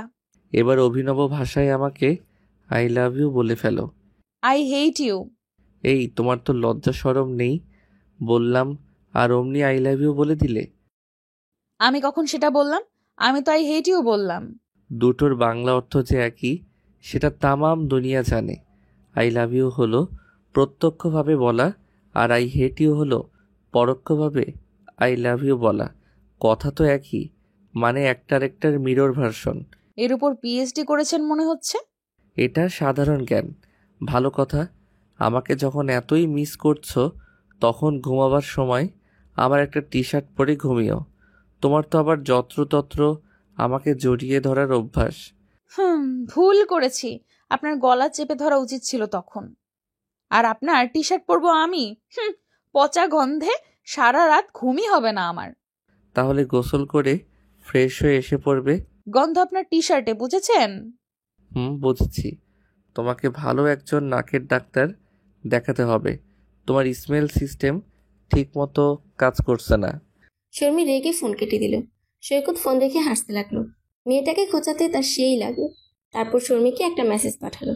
নয়ন তোমারে পায় না দেখিতে, রয়েছ নয়নে নয়নে, হৃদয় তোমারে পায় না জানিতে, হৃদয়ে রয়েছ গোপনে। মেসেজ পড়ে শর্মির মন ভালো হয়ে গেল। সে সৈকতের টি শার্ট পরে শুয়ে পড়লো। সৈকত চট্টগ্রাম আসার পরপরই পড়লো মহা ঝামেলায়। তার এক কলিগকে ফোন করতে গিয়ে দেখে নাম্বার নেই। আশ্চর্য, সেভ করা নাম্বার সব কি হয়ে যাচ্ছে, আর কল লিস্টে অদ্ভুত সব নাম সেটে আছে। কি করে হলো এসব? তার ফ্ল্যাটে ঢোকার পর ফোন বাজতে শুরু করে। বের করে দেখে শাকচুন্নির নাম্বার থেকে কল এসেছে। কে শাকচুন্নি, কোন শাকচুন্নি আল্লাহই জানে। ফোন রিসিভ করে কথা বলতে দেখলো সেটা তিথি। তিথি কি করে শাকচুন্নি হয়ে গেল? কথা শেষ করে সে কল লিস্ট পুরোটা চেক করলো। দেখলো অদ্ভুত সব নাম দিয়ে কলবুক ভর্তি। কিন্তু এগুলো করলো কে? এগুলো একা একা চেঞ্জ হওয়া তো আর সম্ভব না। নিশ্চয়ই সুপ্তির কাজ এটা। ফাজিলটা তো দিন দিন ভয়ঙ্কর বদমাইশ হয়ে যাচ্ছে। কিন্তু সুপ্তি কখন করলো এসব? তার চেয়েও বড় কথা তো ও তো আমার ফোনের পাসওয়ার্ড জানে না। এত কথা না ভেবে ওকে ফোন দিলেই তো ক্লিয়ার হয়ে যাবে। ওয়েট, ফোন দিয়ে দেখাচ্ছি তোকে। সে সুপ্তিকে কল দিল। সুপ্তি তখন ঘুমাচ্ছিল, ফোনটাও সাইলেন্ট করা। আর এদিকে সৈকত ফোন দিয়েই যাচ্ছিল। ফোন রিসিভ না হয় সৈকত ইচ্ছে মতো বকাবকি করলো সুপ্তিকে। সেই সাথে ওর বিশ্বাসটাও গাঢ় হলো যে এই কাজ সুপ্তি করেছে। সে ফোন রেখে দিয়ে ভাবলো পরে আবার ফোন দেওয়া যাবে। সৈকত ওর বিয়ের কথাটা এখনো অফিসের কাউকে জানায়নি। আসলে হুট করে যেভাবে বিয়েটা হলো আর জ্বর গেল, তাতে বলার সময়টাই বা হলো কখন। সে ঠিক করলো এই সপ্তাহ পর ঢাকা থেকে ঘুরে এসে তারপর সবাইকে জানাবে। সে অফিসে গিয়ে তার কেবিনে ঢুকে দেখলো তার জন্য এক গাদা কাজ জমে আছে। সে লম্বা একটা শ্বাস নিয়ে চেয়ারে বসলো।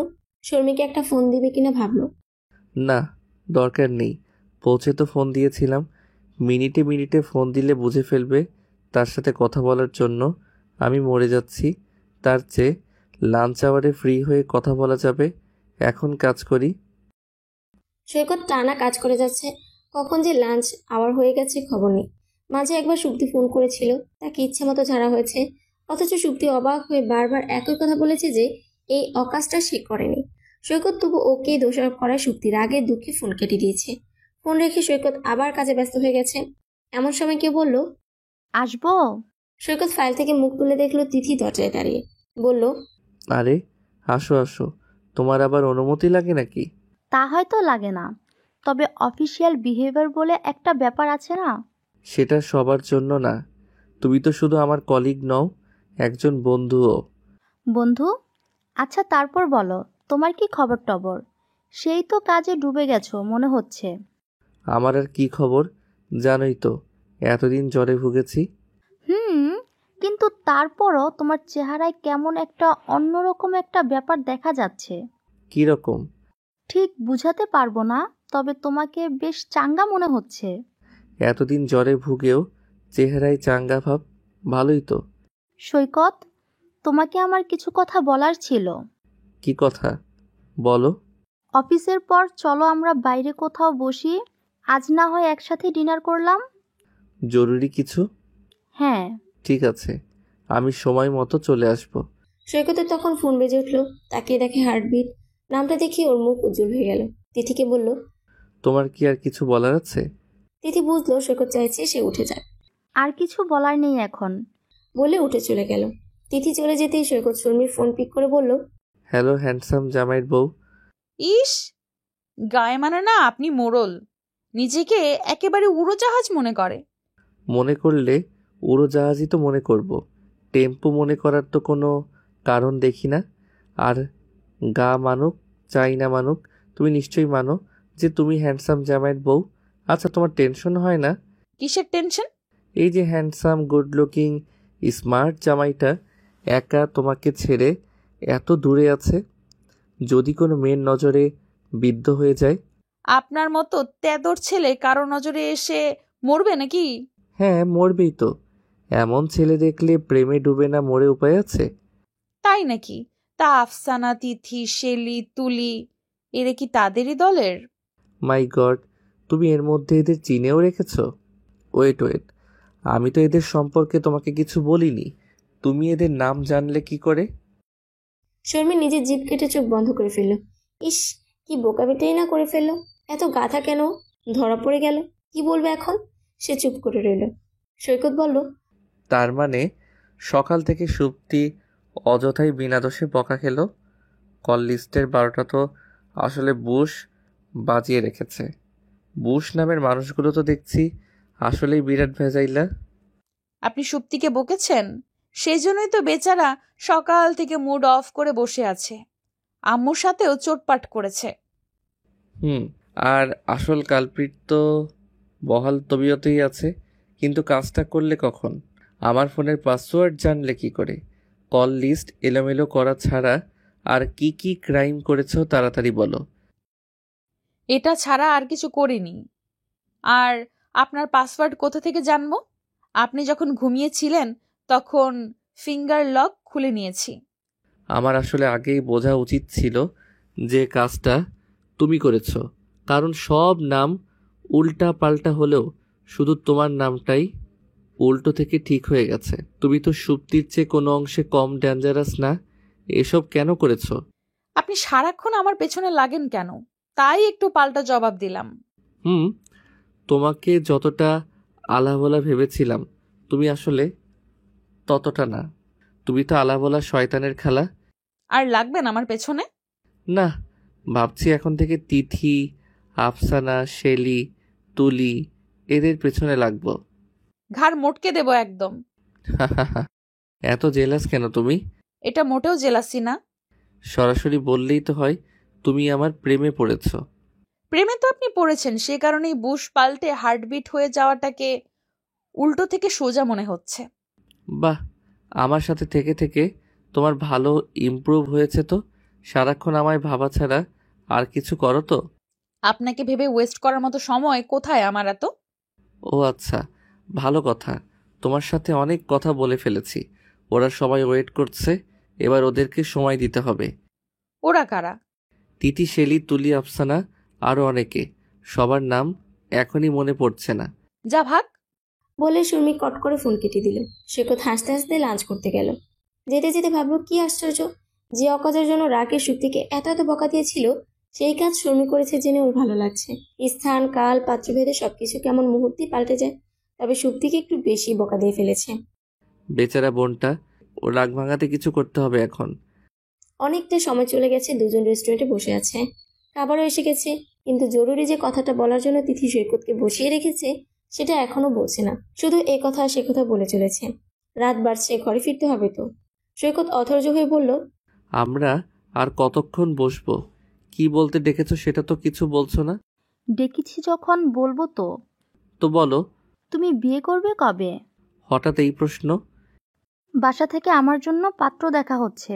আমি এতদিন এটা সেটা বলে কাটিয়ে নিয়েছি, কিন্তু এবার আর কাটাতে পারছি না। ছেলে সব দিক থেকে ভালো।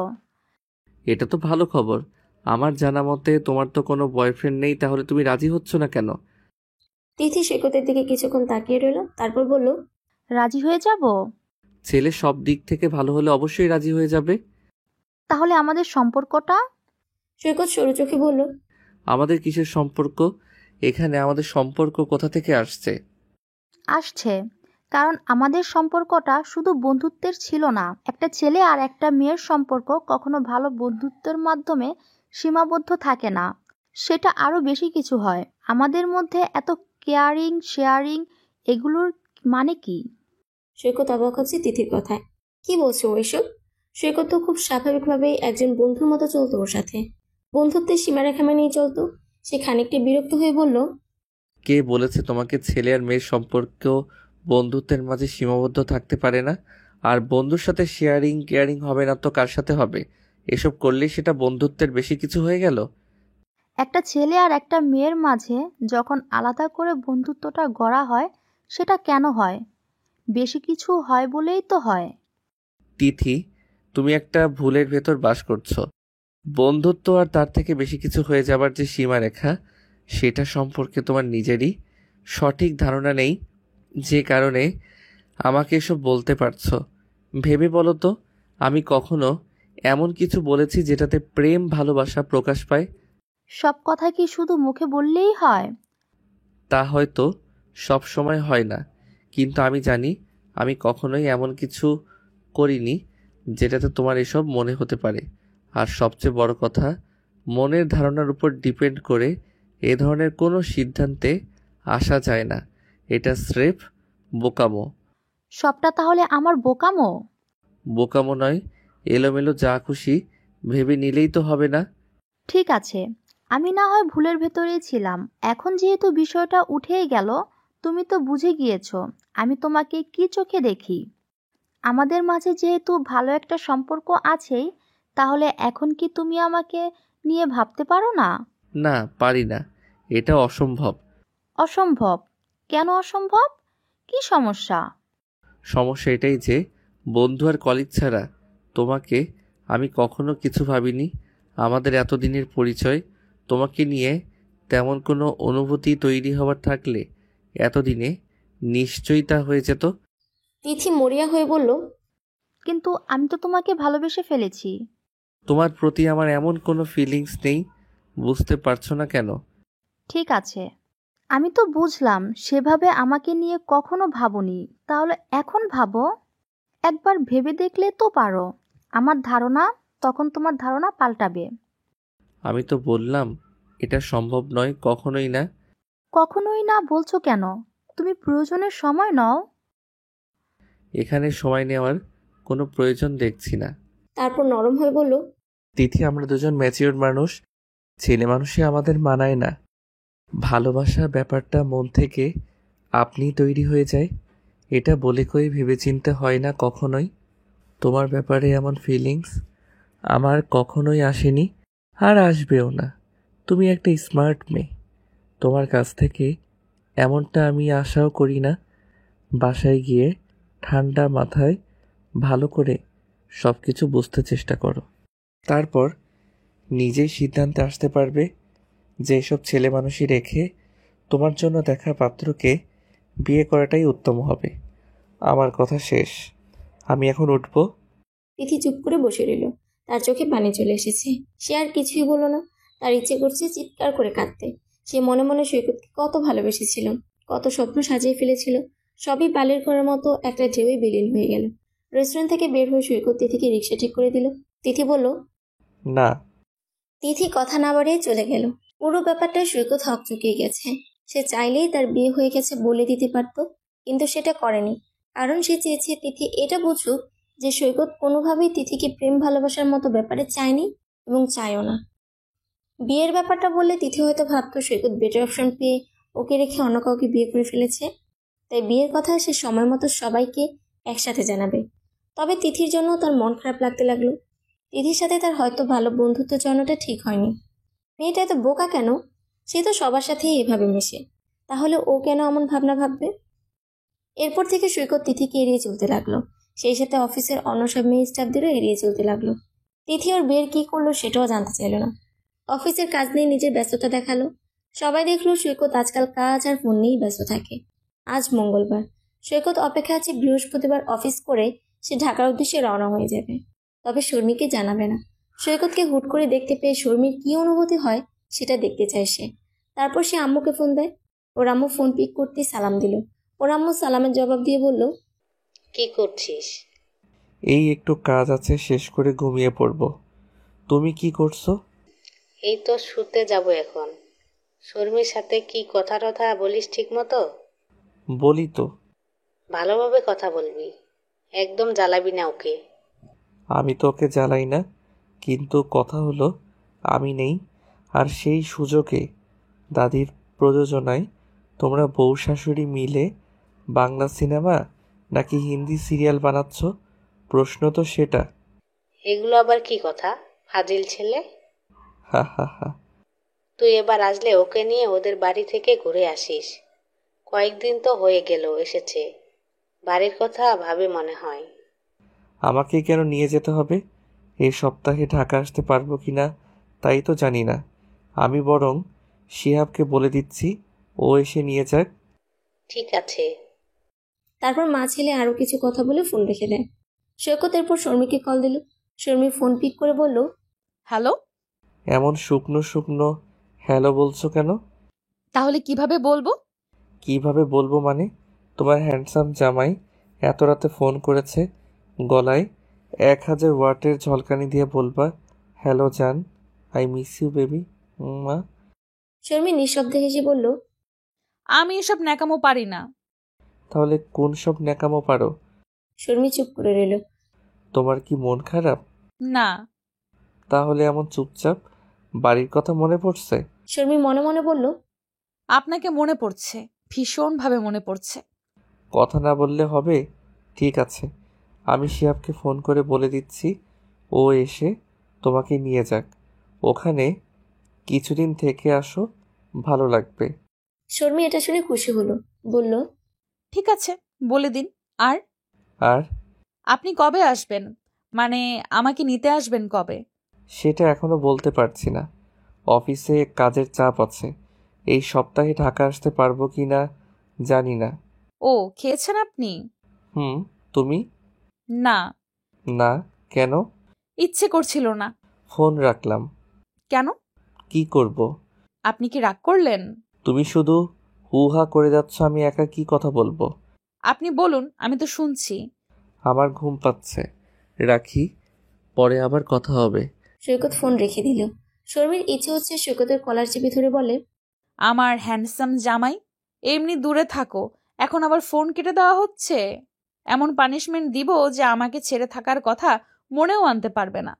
সকালে নাস্তার টেবিলে বসেছে সবাই। সৈকতের মা শর্মিকে বলল, কয়েকদিন তো হয়ে গেল, তুমি চাইলে বাবার বাড়ি থেকে ঘুরে আসতে পারো, বাড়ি গেলে ভালো লাগবে। শর্মি খুশি হলো, বলল, ঠিক আছে। তাহলে শিয়াবকে ফোন করে বলে দাও, ও এসে যেন তোমাকে নিয়ে যায়। ঠিক আছে। সৈকতের দাদি বললেন, ঢং, আমরা বিয়ে হয়েছে পরে বাপের বাড়ির চেহারা আর দেখি নাই, আর এখন দেখি সব নতুন হিসাব। সৈকতের মা বললেন, মা, আপনার নিশ্চয় তখন বাবার বাড়ির জন্য খুব মন পড়তো, তাহলে আর ওকে আটকাবো কেন, যাক না। শর্মি তাড়াতাড়ি বলল, দাদি, আমি 2 দিন থেকেই চলে আসব, এর বেশি থাকবো না। যাও যাও, ঘুরে আসো। তাদের আলাপের মাঝখানে কলিং বেল বেজে উঠল। শর্মি উঠতে চাইলে সৈকতের মা বললেন, আমি দেখছি, তুমি খাও। দরজা খুলতে দেখলেন শিহাব দাঁড়িয়ে। ওকে ভেতরে আসতে বলে শর্মিকে ডাকলেন। শর্মি, দেখো কে এসেছে। শর্মি এগিয়ে এসে দেখে শিহাব। সে অবাক হয়ে বলল, তুই এত সকালে? বাসার সবাই ভালো আছে তো? সবাই ভালো আছে। গতকাল রাতে ভাইয়া ফোন করেছিল, বলল তোমাকে নিতে আসতে, আর আমি যেন ভোরে উঠে চলে আসি, সেজন্য সে সকাল 6টায় আমাকে ফোন করে জায়গায় তুলেছে। সৈকতের এই ব্যাপারটা শর্মির খুব ভালো লাগলো। সে শিহাবকে বলল, ভালো হয়েছে, আয় বস, আমরা তো সবাই খেতে বসেছি। তুই খেয়ে এসেছিস? এত সকালে কি খাবো, পাগল নাকি তুমি? শর্মি তার শাশুড়ির দিকে তাকাতেই তিনি বললেন, তুমি দাঁড়িয়ে আছো কেন? ওর খাবারের ব্যবস্থা করো। শিহাব, তুমি ফ্রেশ হয়ে সোজা ডাইনিংয়ে চলে আসো, আমরা নাস্তাই করছিলাম। আন্টি, আমি এত সকালে এসেছি যে মিষ্টি টিষ্টি কিছু আনতে পারিনি। মাছের বাজার পেয়ে গেলাম, তাই 2টো মাছ নিয়ে এসেছি। মা, তুমি মাছ বাজারে এসেছে একদম তাজা রুই আর কাতলা মাছ। তুমি বাচ্চা ছেলে, তোমাকে এসব কে করতে কে বলেছে? আচ্ছা যাও, ফ্রেশ হয়ে খেতে এসো আগে। শর্মি শিহাবকে নিয়ে ডাইনিং টেবিলে বসতে দাদি বলে উঠলেন, ওরে তো দেখি আগেই আসতে বইলা রাখছস, তাহলে আর এতক্ষণ নাটক করলা কেন? শর্মি করুণ মুখে বলল, দাদি, আমি সত্যিই জানতাম না শিহাব আসবে। দাদি, সৈকত ভাই আমাকে কাল রাতে বলেছে আসতে। আমার আসার কথা আপু কিছু জানে না, কারণ ভাইয়া বলতে মানা করেছিল। তিনি চেয়েছিলেন আপুকে সারপ্রাইজ দিতে। ও ঢং দেখি বাসি না, যত সব। এমন সময় সুপ্তি এলো। এসে শিহাবকে দেখে চমকে উঠল। আরে, এই ছেলে এখানে কি করছে? নাকি আমি এখনো ঘুমের ঘরে আছি? নিশ্চয়ই ঘুমে আছি। ধুর, ভাইয়ের বিয়েতে একে দেখার পর থেকে কখন জেগে আছি কখন ঘুমিয়ে আছি টেরই পাচ্ছি না। যত জোরে মানুষ আছাড় খায় তার চেয়েও জোরে এরপর গ্রাস খেয়ে বসে আছি। আসলে বসেও না, একেবারে আটার বস্তার মতো চিটপাতাং হয়ে গেছি। উফ, কি দরকার ছিল ভাবির ভাইটার এত কিউট হবার? সুপ্তিকে এমন করে দাঁড়িয়ে থাকতে দেখে ওর মা বলে উঠলেন, ওই যে এসেছে নবাব জাদি, এত সকালেই উঠলি কেন? 12টা তো এখনো বাজে নাই। যা যা আবার শুয়ে পড়। এই আমুটা না ঘুমের মাঝেও কেমন বকে।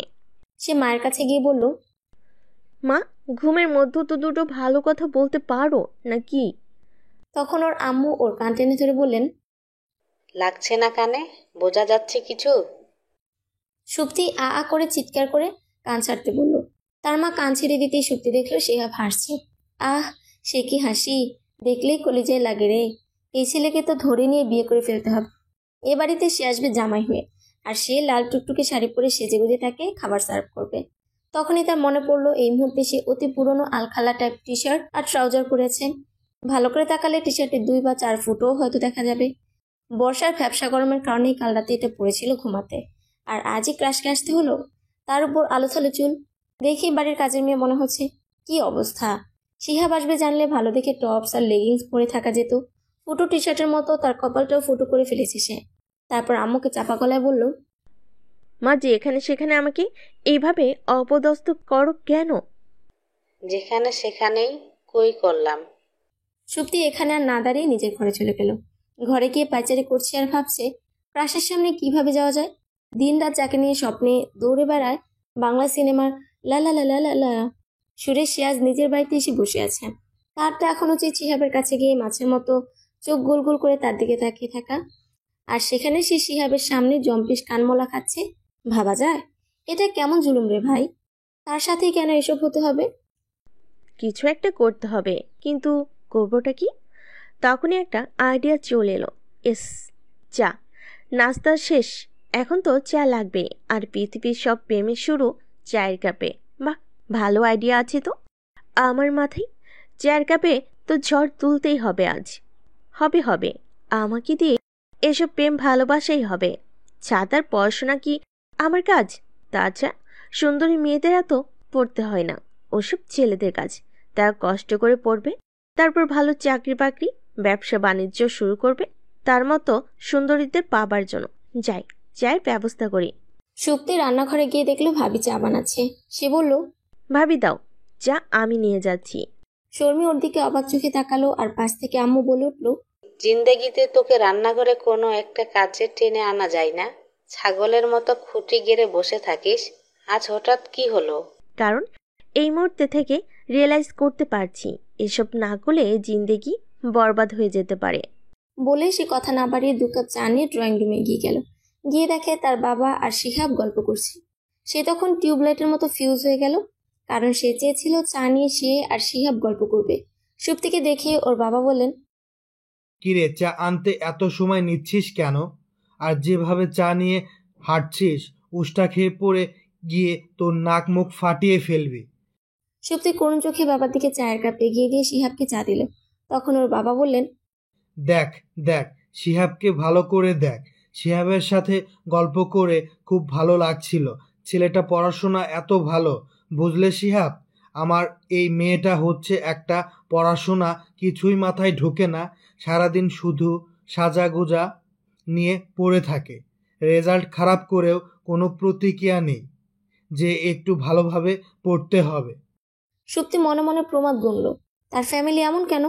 তাকে কি ডাস্টবিন থেকে কুড়িয়ে এনেছে যে সব সময় সব জায়গায় তার প্রেস্টিজ ইউজ করে ছাড়তে হবে? আর চোখে তাকিয়ে দেখে শিহাব এসব শুনে হাসছেন। হাসবেই তো, সে বাবাকে রাগ দেখিয়ে চলে যাচ্ছিল।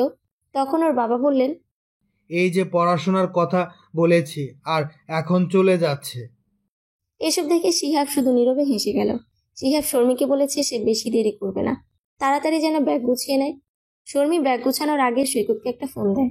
সৈকত ফোন রিসিভ করে বলল, হ্যালো হ্যান্ডসাম জামাইয়ের বউ। কি করছেন?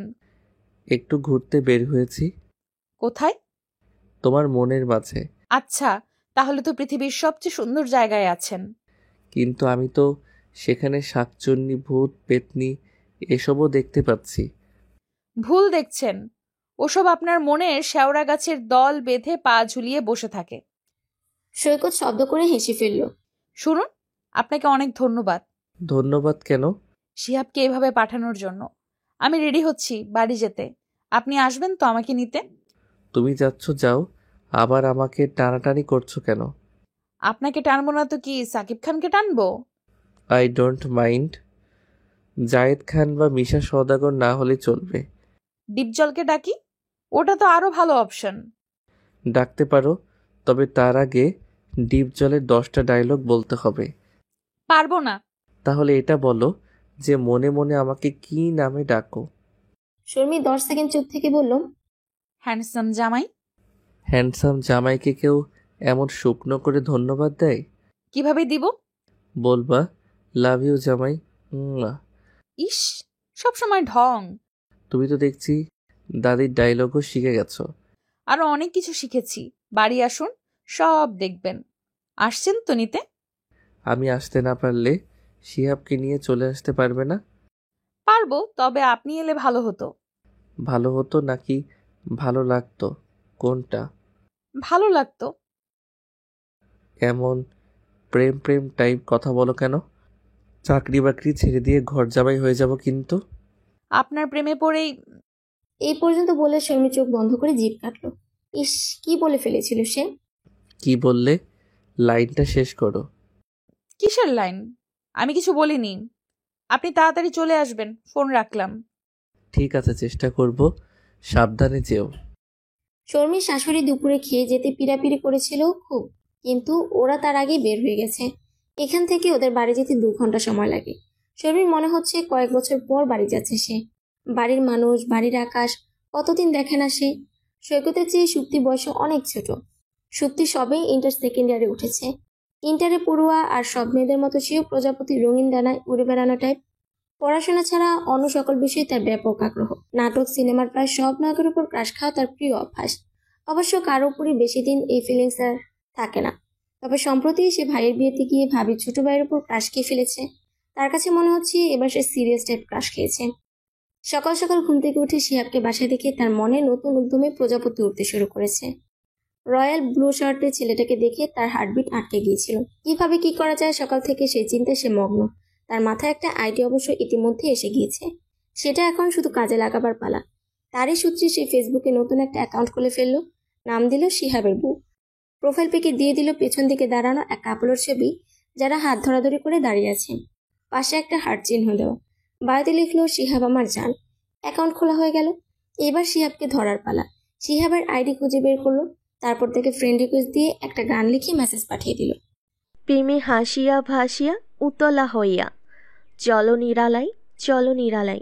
আমি আর আমি নাই, তোমাতে ডুবিয়া রই, দিয়েছি পাগল করিয়া উত্থাল পাত্থাল মন দরিয়া। পরাণের শয়নে নয়নে নয়নে তুমি শুধু মনে, তুমি আর একা নাও, আমাতে মিশিয়া রও। দেখিয়া রাখিব তোমায় পিয়াসী, মনের কালি চাই, শয়নে স্বপনে আষাঢ়ে শ্রাবণে তুমি প্রতিক্ষণে। প্রেমে হাসিয়া ভাসিয়া উতাল হওয়াই, চলো নিরালাই, চলো নিরালাই। মেসেজ পাঠিয়ে সে রিপ্লাইয়ের অপেক্ষা করতে লাগলো। এই মেসেজ দেখে শিহাবের মনে কোনো গান বাজতে শুরু করবে সেই ভাবনায় সে অস্থির। শিহাব শর্মী থেকে 2 বছরের ছোট। পড়াশোনায় ভালো, ভালো মানে বেশ ভালো। ভদ্র ছেলে। আসলে ঠিক ভদ্র না, একটু বোকা টাইপ। পড়ুয়া ছেলেরা আবার চালাক হয় কই। তারা চোখে চশমা নিয়ে গাদা গাদা বইয়ের ভেতরে ঢুকিয়ে বোকার রাজ্যে বাস করে। শিহাবও অনেকটা তাই। এমন মানুষদের বন্ধু খুব কম থাকে। শিহাব ওর ব্যতিক্রম না। শুধু রাত জেগে সে পড়াশোনা করে এমন না, দিনেও বইয়ে মুখ গুজে পড়ে থাকে। রাত 3টা পর্যন্ত পড়ে প্রায়। পড়া শেষ করে ঘুমাতে যাবার আগে সে ফেসবুকে 10 মিনিটের জন্য ঢুকে। আজও ঢুকলো, দেখলো একটা ফ্রেন্ড রিকোয়েস্ট আছে। সেটা থেকে আবার মেসেজ রিকোয়েস্টও আছে। আইডির নাম দেখে সে তাজ্জব বনে গেল। আর মেসেজ দেখে তো তার অজ্ঞান হবার জোগাড়। কে এই মেয়ে? কি চাইছে সে? তার বই বা কবে থেকে হলো? একে তো সে চেনেই না। আইডিতে নিজের ছবি নাই, মেসেজে কী সব লিখেছে। ছি ছি ছি ছি ছি, মেয়েটার তো একেবারেই লজ্জা নেই। সে ফোন রেখে শুয়ে পড়লো। যেন ফোন রেখে দিলে মেসেজদাতা আর কিছু করতে পারবে না। শিহাব সকালে ঘুম থেকে উঠে দেখলো ওই আইডি থেকে আবার কয়েকটা মেসেজ এসেছে। সে ইনবক্সে গিয়ে দেখলো লিখেছে, বাবু মেসেজের রিপ্লাই দিলা না জি? আমাকে কেন বাবু ডাকছে? এই মেয়ের তো মাথার সমস্যা আছে। সকালে উঠে কিন্তু প্রথম মেসেজ আমাকে দিবা দিবা কিন্তু, না হলে খুব রাগ করব। সকালে উঠে একটা অপরিচিত মেয়েকে কেন মেসেজ পাঠাবো? আজব। এরপরে মেসেজ সকালে এসেছে, আমার বাবুটা এখনো ঘুমায়? ওলে বাবালে, তুমি দেখি আমার চেয়েও বেশি ঘুম কাতুরে। আহা, যখন আমরা একসাথে ঘুমাবো তখন পাল্লা দিয়ে ঘুমাবো, ঠিক আছে? এগুলো কি লিখছে? এমন তোতলামো কেন করছে? আর আমি কেন এর সাথে ঘুমাবো? উড়ে গেছে চিন্তা ভাবনা ঘুম, মনে মনে 100 রং বেলুন, চুপি চুপি গল্প হবি আই, তোকে আজ লেগেছে দারুণ। কি অসভ্য, ছি। শিহাব ফোন রেখে বিছানা ছাড়লো। মেসেজ পাঠানো যে মেয়েটাকে শিহাবের এখন অসভ্য মনে হচ্ছে সে জানতো না এমন একদিন আসবে যখন এই মেয়েটা মেসেজ না পাঠালে তার দিন শুরু হবে না, রাত শেষ হবে না। সে জানতো না এই মেয়েটাই একদিন তার প্রাণের অংশ হয়ে যাবে। তারও গাইতে ইচ্ছে হবে। আজ বৃহস্পতিবার। সৈকত ব্যাগ গুছিয়ে রেডি হচ্ছে। রাতের বাসে সে চট্টগ্রাম ছাড়ছে ঢাকার উদ্দেশ্যে। তবে সে নিজের বাড়ি না গিয়ে শর্মিদের বাড়ি যাচ্ছে। সে যে ওখানে যাচ্ছে সেটা অবশ্য শর্মি জানে না। ভোর 7টা বাজার আগেই সে শর্মিদের বাড়ি পৌঁছে যাবে ইনশাল্লাহ। বাসে ওঠার আগে শর্মির সাথে ফোনে কথা বলে নিয়েছে, যেন বাসে উঠে কথা বলে ধরা পড়ে না যায়। তার বাস চলতে শুরু করলে সে ঘুমাবার চেষ্টা করলো। চোখ লেগে আসতেই ফোন এলো। তাকিয়ে দেখে তিথি। তিথির সাথে সেদিনের পর কাজ ছাড়া আর কোনো কথাই হয়নি। এখন কেন ফোন করেছে? সে ফোন ধরলো না, কিন্তু তিথি ফোন দিয়েই যাচ্ছিল। বাধ্য হয়ে ফোন রিসিভ করে চুপ করে রইল। প্রথমে তিথি কথা শুরু করলো, কেমন আছো? অফিসে তো দেখা হলোই, এই রাতে ফোন দিয়ে আবার কেন জিজ্ঞেস করছো? ফোন দেওয়া কি নিষেধ? না, নিষেধ না। কি প্রয়োজন তাই বলো। প্রয়োজন ছাড়া তাহলে ফোন দিতে পারবো না? কেন কথা বাড়াচ্ছ শুধু শুধু? বলো না কি বলবে। তিথি বেশ কিছুক্ষণ চুপ করে রইল, তারপর বলল, আমি ভালো নেই সৈকত। তুমি কি ভাবলে জানালে না? সৈকত এবার বিরক্ত হলো। মেয়েটা এখনো এটা নিয়ে পড়ে আছে। সে বিরক্তিটা চেপে রেখে শান্ত গলায় বলল, তিথি, আমি তোমাকে যা বলার সেদিনই বলে দিয়েছি। এটা এমন কোনো বিষয়ও না যে দুদিন ভাবলাম আর আবেগে পড়ে সিদ্ধান্ত নিয়ে ফেললাম। আমি সেদিন যা বলেছিলাম তা জেনে বুঝেই বলেছি। এমনটাও নয় যে এখন মত পাল্টে যাবার কোনো অপশন আছে। এটা সম্পূর্ণই মনের ব্যাপার। এইভাবে কোনো কিছু হওয়া অসম্ভব। তুমি বিয়েটা করে ফেলো, সব ঠিক হয়ে যাবে।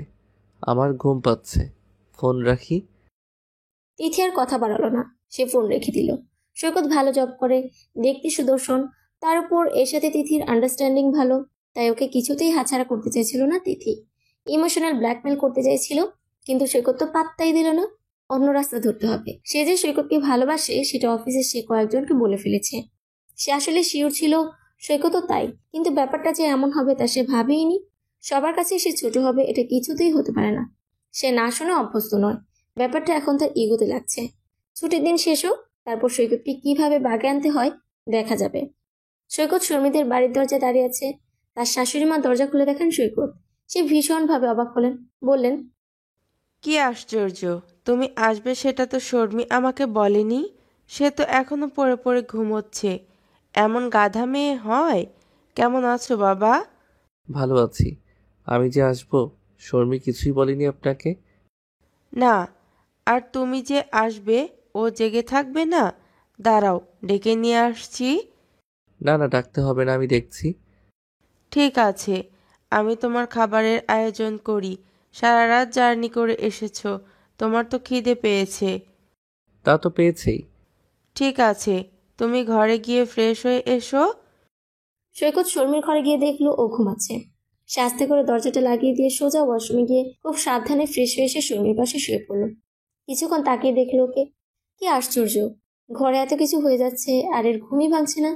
মাথার পাশে শর্মির ফোন রাখা। সে ফোন হাতে নিয়ে দেখলো স্ক্রিনে তারই ছবিটা। ফোনটা লক করা নেই। বাহ, বেশ ভালো মেয়ে তো, কিন্তু ফোনটা সাইলেন্ট করা। সে তার ফোন বের করে একটা কল দিল শর্মির ফোনে। তার দেখার ইচ্ছে শর্মি তার নাম্বার কি নামে সেভ করেছে। কল দিতে স্ক্রিনে ভেসে উঠল মিস্টার বিটার। সৈকত হাসলো। ভালোই তো নাম দিয়েছে, জনাব করলা। তারপর ফোন রেখে সৈকত আস্তে করে শর্মিকে জড়িয়ে ধরলো। সাথে সাথে শর্মির ঘুম ভেঙে গেল। তাকে সৈকতকে দেখে সে লাফিয়ে উঠতে চাইল, কিন্তু সৈকত তাকে উঠতে দিল না। বলল, একদম নড়বা না। এত ঘুম কিসের তোমার? ঘরে যে এত কিছু হয়ে যাচ্ছে তুমি ঘুমিয়েই আছো। কেউ ধরে নিয়ে গেলেও তো টের পাবা না। শর্মি কি বলবে কিছুই বুঝতে পারছে না। তার মাথা হ্যাং হয়ে গেছে। শুধু বলল, আপনি এখানে? আমি না তো কে হবে এখানে? এই তুমি কি অন্য কাউকে আশা করেছিলে? আপনি আসবেন সেটা জানাননি কেন? জানিয়ে এলে এসেই তোমাকে এভাবে পেতাম বলো? আচ্ছা ছাড়ুন, উঠবো। বলছি না উঠবা না। তোমার জন্য আসছি, তাই আমি যতক্ষণ না চাইবো ততক্ষণ উঠতে পারবা না। শর্মি আর নড়ল না। সৈকত এভাবে আসায় তার নিজের কাছেও অনেক ভালো লাগছে। তার ভেতরে কতটা আনন্দ হচ্ছে সেটা বলে বোঝানো যাবে না। তার এই পাগলা জামাইটা এত রোমান্টিক কেন? জামাই আসবে সে কথা আগে থেকে না জানানোর জন্য শর্মির মা শর্মিকে অনেক বকলেন। জামাইকে সে এখন মন মতো আয়োজন করে খাওয়াবে কিভাবে? শর্মি বলতেও পারছিল না সৈকত তাকে জানিয়ে আসেনি। এত ফাজিল এই ছেলেটা, ইচ্ছে করে মায়ের কাছে বকা খাওয়াচ্ছে। দুপুরে কি কি রান্না হবে, জামাইয়ের কি কি পছন্দ সেটা জানতে চাইলে শর্মি বলে দিল। ও শুটকি মাছের ভর্তা খুব পছন্দ। শর্মির মা শুনে অবাক হলেন, বললেন, শুটকি মাছের ভর্তা? কি শুটকি? চাপা শুটকি। ছেলেরা তো শুটকি দেখলেই নাক সিটকায়, আর সৈকতের এসব পছন্দ, তা আবার চ্যাপা শুটকি? এই তুই সত্যি বলছিস? তোকে দিয়ে কোনো বিশ্বাস নেই। এগুলো নিশ্চয়ই তো শয়তানি। মা, শয়তানি হবে কেন? ওগুলাই ওর পছন্দ, তুমি রান্না করো। শর্মির মা সরু চোখে শর্মির দিকে চেয়ে রইলেন। হয়তো আন্দাজ করতে চাইলেন মেয়ে সত্য বলছে নাকি ফাজলামো করছে। শর্মির মায়ের তাকানোর ভঙ্গি দেখে তাড়াতাড়ি রান্নাঘর থেকে বের হয়ে এলো। দুপুরে সবাই খেতে বসলো। সৈকত বসতেই তার সামনে চ্যাপার ভর্তাটা রাখলো শর্মি। সৈকতের নাক কুচকে উঠল। এমন পচা স্মেল কোথা থেকে আসছে? খাবার থেকে তো আসার কথা না, কিন্তু মনে তো হচ্ছে খাবার থেকে আসছে। সে মিনমিন করে বলল, কি রান্না করেছেন মা? কেমন অন্যরকম একটা স্মেল পাচ্ছি। তোমার পছন্দের চাপা শুটকি ভর্তা, এই যে তোমার সামনে। সৈকতের প্রায় বমি এসে গেল। সে অবাক হয়ে বলল, কিন্তু আমার যে চ্যাপা শুটকি পছন্দ সেটা আপনাকে কে জানালো? কেন? শর্মি বলেছে। ওকে জিজ্ঞেস করলাম তোমার কি কি পছন্দ, তখন বলল। সৈকত চোখ পাকিয়ে আর চোখে শর্মির দিকে তাকালো একবার। দেখে সে মুচকে হাসছে। বুঝতে পারলো তার নিজের করা কোনো না কোনো সময়ের বাদরামির ফল এটা। সে এখন কি করবে বুঝে উঠতে পারছে না। মনে মনে দাঁত কিরমির করে বলল, বুশ, তোমাকে আমি এমন নাচাবো যে তোর ওসামা বিন লাদেন ইয়াদা জায়গা। শর্মির মা তখন বলে উঠলেন, কি হলো বাবা, খাও, ভর্তা তুলে দিব? সৈকত প্রায় চিৎকার করে উঠল। না না মা, আমি সব নিয়ে নিচ্ছি। কিন্তু মা, আসলে হয়েছে কি, রাতে বাইরে থেকে খাবার খেয়েছি তো পেটটা কেমন যেন করছে, তাই ভাবছিলাম শুটকি খাওয়া ঠিক হবে কি না। শর্মির বাবা বললেন, তাই নাকি? তাহলে তো বাবা তোমার এসব তেল মশলা টাইপ কোনো খাবার খাওয়া ঠিক হবে না। তুমি বরং সাদা ভাত খাও, করলা ভাজি দিয়ে, ডালও খাও। সৈকতের যে এই অবস্থা আগে বলিসনি কেন শর্মি? তাহলে কাঁচা কলার ব্যবস্থা করা যেত। খাওয়া শেষ হলে সিহাবকে দিয়ে স্যালাইন আনিয়ে দিস। সৈকত করুণ চোখে খাবারের দিকে তাকিয়ে আছে। টেবিল ভর্তি এত লোভনীয় সব খাবার, সব তারই উদ্দেশ্যে রান্না করা হয়েছে, অথচ তাকে কিনা শুধু করলা ভাজি আর স্যালাড খেতে হবে। তারপর মিনমিন করে একবার বলল, আসলে বাবা তেমন খারাপ অবস্থা না, আমি খেতে পারবো এসব। না না, তুমি বললে তো হবে না। তোমরা ইয়াং জেনারেশন সব কিছুতেই পাওয়ার দেখাতে চাও, আর ভাবো আমরা কিছুই জানি না। এবেলা আমার কথা শোনো, যা বলছি তাই খাও, তারপর দেখো কেমন লাগে। ভালো লাগলে অন্য সব খাবার খেয়েও পরে। আসলে হয়েছে কি বাবা, আমার আবার পেট খারাপ একবেলার বেশি থাকে না। ঠিক আছে, সমস্যা নেই, আমি করলা ভাজি খাচ্ছি। শর্মির মা শর্মির দিকে তাকিয়ে রইলেন। শর্মি সেটা খেয়াল করে চোরের মতো খেতে লাগলো। খাওয়া শেষ করে ঘরে এসে সৈকত চুপ করে বসে রইল। শর্মি এসে পাশে বসে বলল, আপনার যে পেট খারাপ সেটা বলেননি তো। আমার যে শুটকি মাছ পছন্দ সেটা কবে বলেছিলাম? আপনি তাহলে আম্মুর কাছে মিথ্যা বলেছিলেন কেন যে আপনি আসার কথা আমাকে জানিয়েছেন? আম্মু আমাকে সকাল সকাল বকে শেষ করলো। ও, আম্মুর বকাটাই বেশি হয়ে গেল। আর আমি যে তোমার জন্য এত দূর থেকে কষ্ট করে এলাম সেটা কিছু না? আমার ভালোবাসাটা কিছু না? আচ্ছা সরি। সরি দিয়ে আমি কি করব? শ্বশুরবাড়ি এসে একটা ভালো কিছু খেতে পারলাম না। সরি বললাম তো।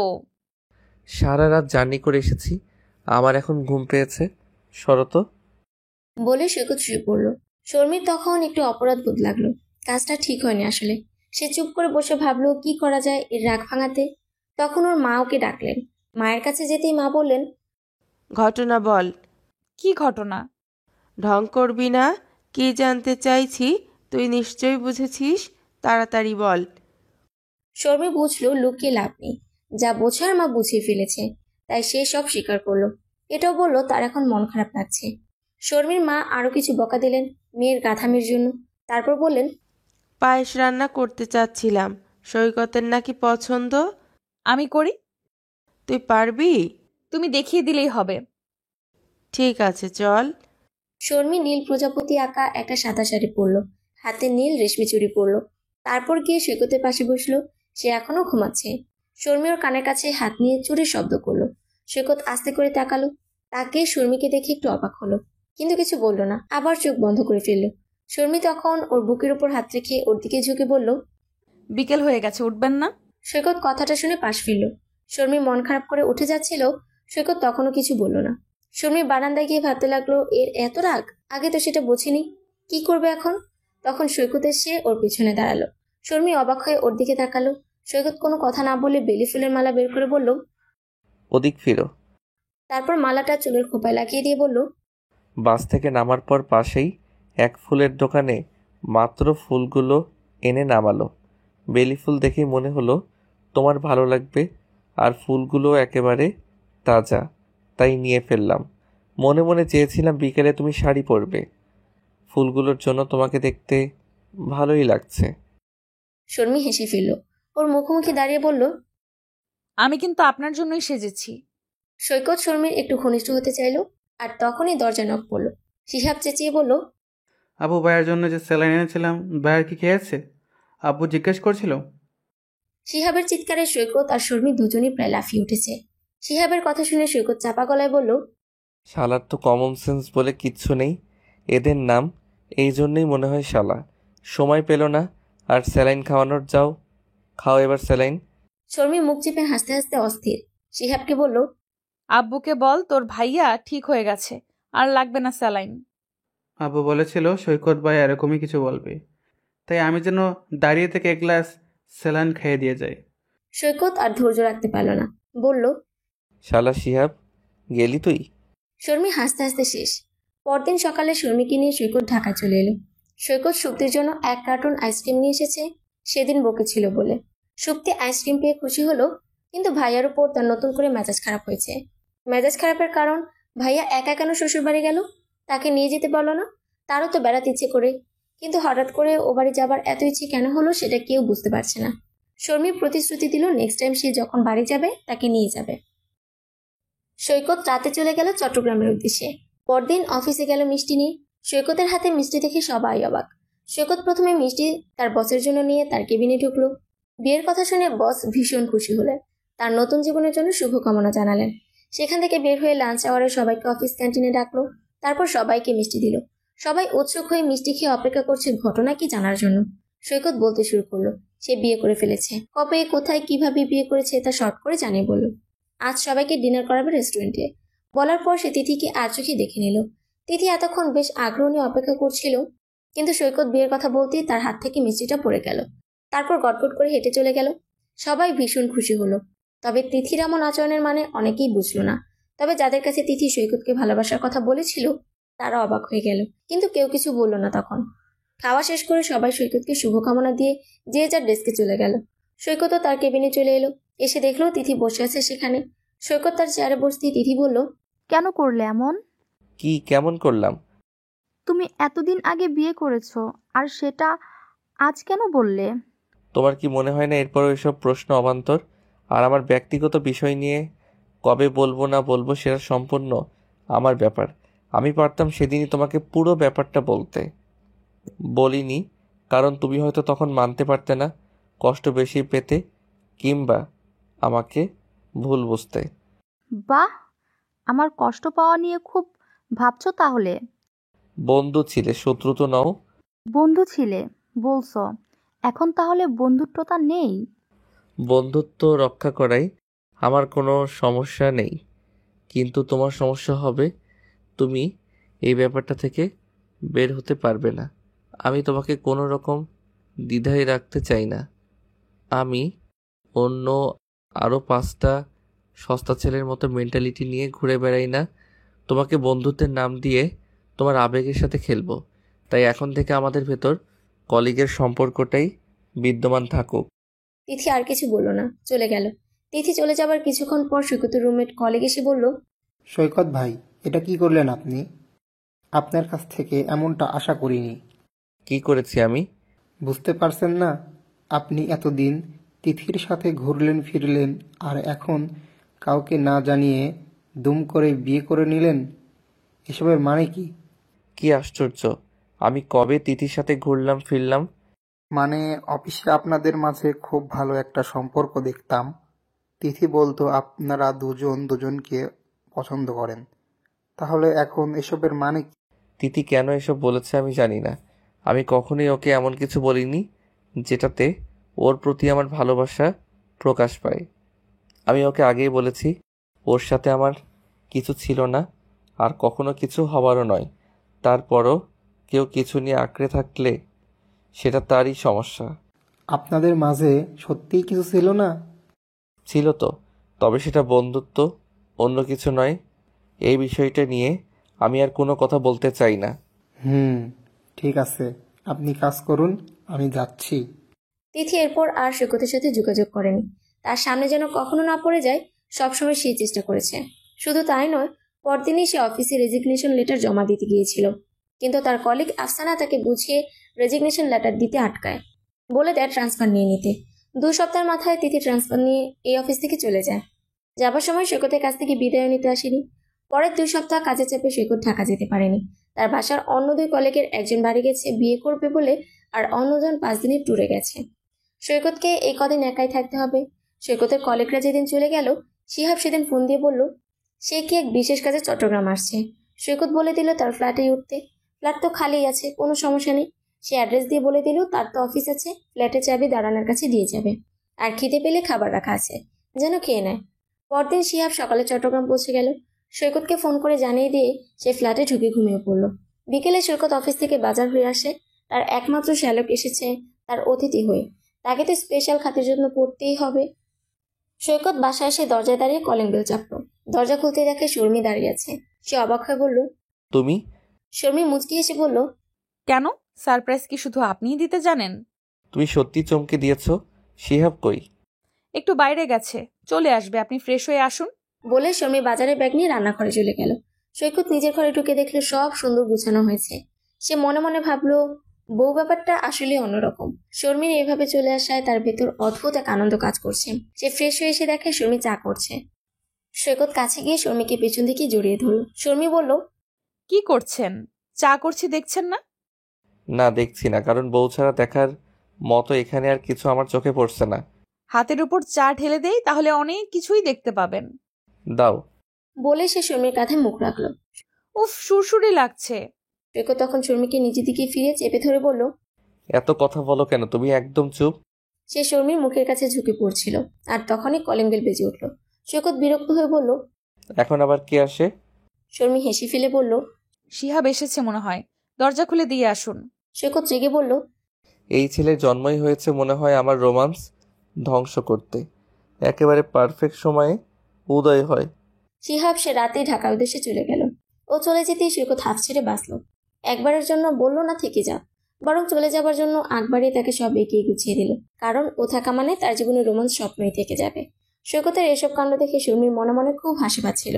শর্মি থাকাকালীন সময়টা সৈকতের খুব ভালো কাটলো। ঘুরে বেরিয়ে আনন্দে সময় কাটলো দুজনার। এক বিকেলে সৈকত ওর কলিগদের সাথে শর্মিকে পরিচয় করিয়ে দিল। দিনগুলো যেন খুব দ্রুত শেষ হয়ে গেল। আগামীকাল রাতে তারা ঢাকার উদ্দেশ্যে রওনা হবে। শর্মি চলে যাবে ভেবে সৈকতের অনেক মন খারাপ লাগছে। গত 4টা দিন কেমন করে চলে গেল সে টেরই পায়নি। সৈকত বিছানায় আতশোয়া হয়ে কথাগুলো ভাবছিল। শর্মি হাতের কাজ শেষ করে সে দেখে সৈকত কেমন উদাস হয়ে বসে আছে। সে বিছানায় উঠে সৈকতের বুকে গুটিসুটি মেরে শুয়ে বলল, কি ভাবছেন? ভাবছি তুমি তো এসে আমাকে কষ্ট দিয়ে ফেললে। কিভাবে? এই যে কয়দিন থাকলে, এখন এই বাসাটায় সারাক্ষণ তোমার উপস্থিতি আমাকে তাড়া করবে। মন খারাপ লাগবে তখন। আমার আপনাকে রেখে যেতে মন চাচ্ছে না। সৈকত শর্মির চুলে হাত বুলিয়ে বলল, এক কাজ করলে কেমন হয়? কি? এখানে আমরা একটা বাসা নিয়ে নেই। তাই হয় নাকি? বাসার সবাই কি ভাববে? কি ভাববে আবার? বরং আম্মু আমাকে এ কথা বলেছিলই একবার। হলে তো ভালোই হয়। তোমাকে ছাড়া থাকতে আমারও খুব কষ্ট হয়। ঠিক আছে, তুমি ডাকলেই তখন দেখা যাক কি করা যায়। নয়তো আমার কি দায় পড়েছে পাশের বাড়ির আন্টির মেয়েকে আমার ফ্ল্যাটে তুলতে। আমি আন্টির মেয়ে? তো ব্যাস শুরু হয়ে গেল মারামারি। এদিকে সুপ্তি শিহাবকে প্রতিদিনই সকাল বিকাল রাত নিয়ম করে মেডিসিনের মতো মেসেজ দিয়ে যাচ্ছে। শিহাবের প্রথম হ্যাঁ নির্লজ্জ মেয়ে মনে হলো এখন আর তেমন লাগে না। সে মোটামুটি মেয়েটার মেসেজে আসক্ত হয়ে পড়েছে। মাঝে মাঝে সেও 2-4টা মেসেজ পাঠায়, যার বেশিরভাগই পড়াশোনা সংক্রান্ত। আর পড়ার কথা বললে মেয়েটা কেমন খেপে যায়। কি অদ্ভুত! তার চেয়েও অদ্ভুত বিষয়ে মেয়েটা শুধু বলে, তুমি তোমার বোনের বাসায় বেড়াতে যাও না? যাও না কেন? একটা মাত্র বোন, সপ্তাহে একবার তো যাওয়া উচিত। আমি কেন প্রতি সপ্তাহে বোনের বাসা যাব? আমার পড়া আছে না। এটা বললেও মেয়েটা খেপে যায়, কথা বলা বন্ধ করে দেয়। শিহাবের তখন খুব মন কেমন করে, পড়ার মন বসতে চায় না। সেই চিন্তায় সে বই খুলে বসে থাকে। বই দেখে যদি মন স্থির হয়। 6 মাস চলে গেছে। শিহাব এখনো জানে না শিহাবের বউ বলে যার সাথে সে কথা বলে সে আসলে কে। এদিকে সে কানাডার স্কলারশিপের জন্য আবেদন করেছিল, সেটা কনফার্ম হয়ে গেছে। সেটা সেই মেসেজ কন্যাকে জানাতেই কন্যা কান্নাকাটি শুরু করে দিল। তাকে ছেড়ে নাকি শিহাবের কিছুতেই যাওয়া চলবে না। শিহাব পড়লো মহাঝামেলা। সে মেয়েটাকে বোঝালো সে স্টাডি শেষ করে এসে পড়বে, নতুবা তাকে নিয়ে যাবে। কিন্তু কন্যা কিছুতেই কিছু শুনতে চায় না। শিহাব কি করবে বুঝতে পারছে না। সে পড়াশোনা ছাড়া কিচ্ছু বোঝে না। যে স্কলারশিপ নিয়ে তার এত স্বপ্ন, সেটা হাতছাড়া করা তার জন্য অসম্ভব। কিন্তু এই মেয়ে তো কিছুই শুনছে না। সে তো রোজ কথা বলবেই ওর সাথে, এখন যেমন বলে। কিন্তু মেয়েটা এমন অদ্ভুত সব কথা বলছে যার কোনো যুক্তি নেই। সে নাকি কানাডা গিয়ে তাকে ভুলে যাবে, কোনো বিদেশি নাকি বিয়ে করে ফেলবে। অদ্ভুত! সে কেন বিদেশি মেয়ে বিয়ে করবে? ব্রাউন কালার চুলের মেয়েদের দেখতে তো ঘোড়ার মতো লাগে। সে নিশ্চয়ই ঘোড়ার মতো মেয়ে বিয়ে করবে না। সত্যি 2 দিন ধরে খাওয়া দাওয়া বন্ধ করে দিয়েছে। বাসা সবাই টেনশনে পড়ে গেছে। কি হয়েছে কিছুই বলছে না, শুধু কান্না করে যাচ্ছে। শর্মি অনেক চেষ্টা করেছে, কিন্তু তাকেও কিছু বলছে না। সৈকত ফোন করে জিজ্ঞেস করেছে, তাকেও কিছু বলেনি। সৈকত অফিস থেকে ছুটি নিয়ে ঢাকা চলে এলো। সবাই সুপ্তির ঘরে বসে আছে। সুপ্তি যা বলেছে তা রীতিমতো বোমা ফাটানোর মতো সবকিছু নিস্তব্ধ করে দিয়েছে। তার কথা শুনে কি বলবে তা কেউ বুঝে উঠতে পারছে না। সে বলেছে সে নাকি বিয়ে করতে চায়। সুপ্তির বাবা উপায় না দেখে বললেন, বিয়ে করবে ভালো কথা, পাত্র দেখা শুরু করি, কিন্তু এটা নিয়ে এত নাটক করতে হবে কেন? দেখা দেখি করার মতো এত সুযোগ নেই। সে একজনকে ভালোবেসে ফেলেছে। আসলে তারা দুজনকে ভালোবেসে ফেলেছে, তাই তাকে বিয়ে করতে হবে। সৈকত জিজ্ঞেস করলো, তোর মতো একটা স্টুপিড মেয়েকে কে ভালোবেসে ফেললো?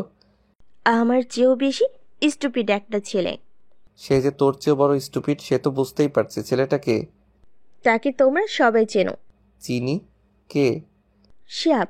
নাম শুনে সবাই অবাক, আর শর্মি রীতিমতো আটকে উঠল। শিহাব? কোন শিহাব? তোমার ভাই শিহাব। শর্মি কিছুই বুঝতে পারছে না ঘটনা কি হচ্ছে। শিহাব এমন একটা কাজ করবে সেটা সে কল্পনাও করতে পারে না, তাও আবার সম্পূর্ণ তার বিপরীত ধর্মী মেয়ের সাথে। একদিকে তার ভাই, অন্যদিকে তার ননদ। কোন দিকে যাবে, কাকে কি বলবে কিছুই বুঝতে পারছে না। শিহাবের মতো একটা কমন সেন্স ছাড়া ছেলেকে তুই কিভাবে পছন্দ করলি? তোর তো সারা জীবন পড়াশোনা আর রঙহীন পানসে জীবন কাটবে। শর্মি তখন চোখ পাকিয়ে সৈকতের দিকে তাকালো। সৈকত শর্মির চাহানি দেখে তাড়াতাড়ি বলল, না মানে আমি বলতে চেয়েছি শিহাব বই ছাড়া কিছু বোঝে না, আর তুই বই বাদে পৃথিবীর বাকি সব বুঝিস। শিহাব অনেক ভদ্র ছেলে, আর তুই একটা ফাজিল মেয়ে। তাহলে তোদের মিলল কি করে? মিলবে না কেন? আমাদের মতো পারফেক্ট কাপল আর একটাও নেই। আমাদের নামও তো মিল, দুজনের নামই এস দিয়ে। কিন্তু শিহাব স্কলারশিপ নিয়ে কানাডা চলে যাচ্ছে। যাবার আগে আমাদের বিয়ে হয়ে যাক, সেই ব্যবস্থা করো। গাধার মতো কথা বলিস না। দুজনের নামই তো এস দিয়ে। আরে গাধি, তোদের বিয়ে হলে তো লোকে ভাই বোন বলবে। কেন? তোমাদের নামও তো এস দিয়ে। তোমাদের কেউ ভাই বোন বলেছে কখনো? আমাদের দুজনের নাম এক কোথায়? আমি সৈকত আর ও বুশরা। দেখো ভাইয়া, এসব আজাইরা কথা বলে কোনো লাভ নেই। তোমাদের আমার বিয়ের আয়োজন করতে হবে। কবে যে ও বাড়িতে কথা বলবা সেটা বলো। সবাই ওর দিকে অবাক হয়ে তাকিয়েছে। এই মেয়ের তো লজ্জা শরম বলে কিছুই নাই। এইভাবে কেউ নিজের বিয়ের কথা বলে? ঠিক আছে, আমি ওদের সাথে কথা বলবো। এখন সবাই যার যার ঘরে যাও। আর শর্মি, তুমি তোমার বাসায় গিয়ে কিছু বলো না, আমি বলবো সব। শর্মি মাথা দুলিয়ে হ্যাঁ বলল। বাকি সময়টা সবার উত্তেজনা কাজ করেছে কি হবে সেটা ভেবে। শুক্তির বাবা শর্মির বাবাকে ফোন দিয়ে বললেন তারা সবাই বিকেলে তার বাসায় আসছে। শর্মির বাবা শুনে খুশি হলেন। সবাই শর্মিদের বাড়িতে বসে আছে। শুক্তির বাবা সব কথা খুলে বললেন। তারপর জিজ্ঞেস করলেন এখন কি করা যায়। শিহাব তো সব শুনে আকাশ থেকে বলল। সে চিৎকার করে বলল, অসম্ভব, আমি এই মেয়েকে ভালোবাসি না, কখনো না। এই মেয়ে তো ভীষণ ফাজিল। আসলে ফাজিল না, ভয়ঙ্কর। আপুর বাসায় গেলেই আমার পেছনে লেগে থাকে। আমার একটা শার্ট, একটা টি শার্ট, কলম আরও কত কি রেখে দিয়েছে। জোর করে আমার ফোন নিয়ে কাটা, আমাকে দিয়ে গিফট দেওয়ানো, আমার হাত ধরে টানাটানি করা, সারাক্ষণ গায়ে গায়ে লেগে থাকা, চুলে হাত দেওয়া, কি না করেছে। গেলেই একটা কিছু করবে।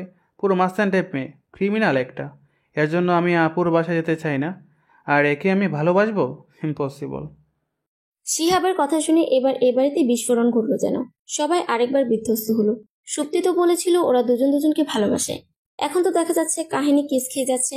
সুপ্তি তখন রেগে গিয়ে বলল, আমি মাস্তান, আমি ভয়ঙ্কর, আমি ক্রিমিনাল, সবাইকে দেখাবো তুই যে আমাকে রাতভর কত প্রেমের ইতিহাস লিখিস। এই মেয়ে একদম থুতুকারি করবে না। কে তোমাকে ইতিহাস লিখেছে যত সব মিথ্যা কথা? সুপ্তি তখন তার ফোন বের করে দেখালো। শিহাবের মুখ হা হয়ে গেল। কি বলবে তার ভাষা নেই। একেবারে বোবা হয়ে গেছে। এই মেয়ে কি করে ওই মেয়ে হয়? এই প্রশ্নের উত্তর অন্ধের মতো খুঁজে বেড়াচ্ছে, কিন্তু সে অন্ধকার ছাড়া কিছু দেখতে পাচ্ছে না। শিহাবের হা হয়ে যাওয়া নিস্তব্ধ মুখ দেখে সবাই যা বোঝার বুঝে গিয়েছে। সুপ্তি তখন বলল, কেন বারবার তোমাকে তোমার বোনের শ্বশুরবাড়ি যেতে বলি? কেন আমাদের বাড়ি এলে তোমার সাথে এমন করি? সেসব এবার ক্লিয়ার হয়েছে হাদারাম? শিহাব অনেকক্ষণ চুপ থেকে বলল, আমাদের বিয়েটা কবে হচ্ছে তাহলে? এ কথা সবাই আরেকবার শক খেল। শর্মির মা বললেন, তুই শেষ পর্যন্ত একটা ক্রিমিনালকে বিয়ে করবি? হ্যাঁ করব, কারণ আমার ক্রিমিনাল পছন্দ। শর্মির বাবা শর্মিকে বলল, ওদের ভেতরে নিয়ে যা, আমরা কথা বলি। আসলে তাদের কথা বলারও কিছু ছিল না। উজবুকের মতো দুইটা বিয়ের জন্য পাগল হয়ে গেছে। কিছু তো করার নাই। তাই তারা বিয়ের জন্য ভালো দিন খুঁজতে লাগলো। শিহাবের কানাডা যাওয়ার তারিখ ফিক্সড হয়ে গেছে। তাই একরকম তড়িঘড়ি করে শিহাব আর সুপ্তির বিয়েটা ঠিক করা হয়েছে। বিয়ে ঠিক হবার পর থেকে শিহাবের সাথে সুপ্তির আহ্লাদীপনা কয়েকগুণ বেড়ে গেছে। আর তা শুধু তাদের নিজেদের মধ্যে সীমাবদ্ধ নেই, বাড়ির লোকজনের সামনেই চলছে সব। এসব দেখে সবাই রীতিমতো বিরক্ত। সুপ্তির দাদি তো তাকে বেহায়া ছিমড়ি বলে ডাকা শুরু করেছে। মেয়ের এমন বেহায়াপনা দেখে মায়ের সাথে বাবার প্রায় ঝগড়া লেগে যাচ্ছে। শর্মি অবাক হচ্ছে শিহাবকে দেখে। একটা মানুষের এত পরিবর্তন কিভাবে হয়? আজ শিহাব সুপ্তির বিয়ে, আর দুপুর থেকে টানা গুড়ি গুড়ি বৃষ্টি হচ্ছে। সেই সাথে থেমে থেমে ঝুম বৃষ্টি হচ্ছে। নভেম্বরের এই অসময়ে বৃষ্টির কি কারণ তা আল্লাহই ভালো জানেন। বিয়ে উপলক্ষে সবাই ব্যস্ত। শর্মিকে মেয়ের পক্ষ হয়ে কাজ করতে হচ্ছে।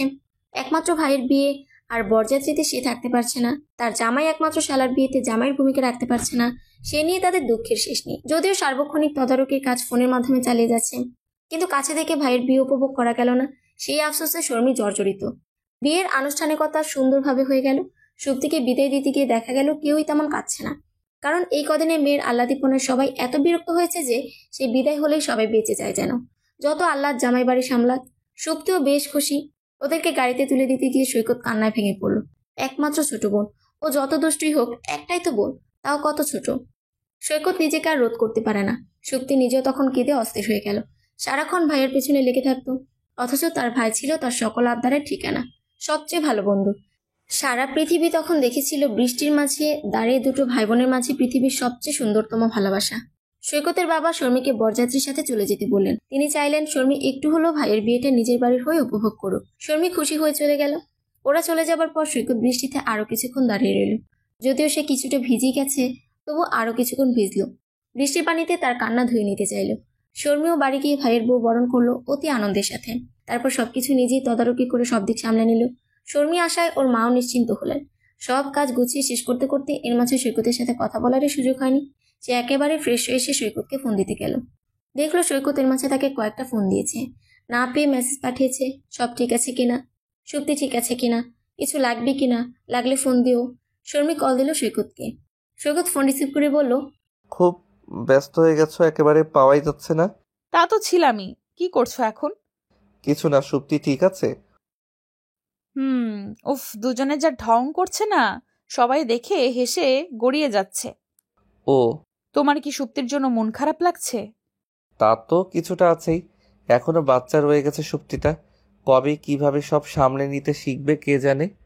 তবে এটা ভেবে ভালো লাগছে যে ও তোমাদের বাড়ি আছে, তাই চিন্তার কিছু নেই, ভালোই থাকবে। তোমার গলা এমন শোনাচ্ছে কেন? তুমি ঠিক আছো? কই, কেমন শোনাচ্ছে? আমি ঠিকই আছি। হুম, তুমি ঠিক নেই। কি হয়েছে বলো? কিছু হয়নি, সুপ্তির জন্য একটু মন খারাপ লাগছিল। রাখি এখন। বলে সৈকত ফোন রেখে দিল। শর্মির সাথে সাথে সাদকে ফোন দিল।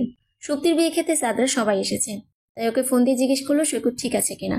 সাদ বলল, ভাইয়াকে তো ঠিকই দেখলাম। ওকে গিয়ে জিজ্ঞেস করো বৃষ্টিতে ভিজেছে কিনা, জেনে আমাকে জানাবে। এক্ষুনি যাও। সাদ সৈকতের ঘরে গিয়ে দেখলো সে শুয়ে আছে। বলল, ভাইয়া শুয়ে আছে যে, শরীর খারাপ নাকি? না, শরীর ঠিকই আছে। তাহলে চলো গল্প করি। ইচ্ছে করছে না, তুই যা। ভাইয়া তুমি আজ বৃষ্টিতে ভিজেছিলে নাকি?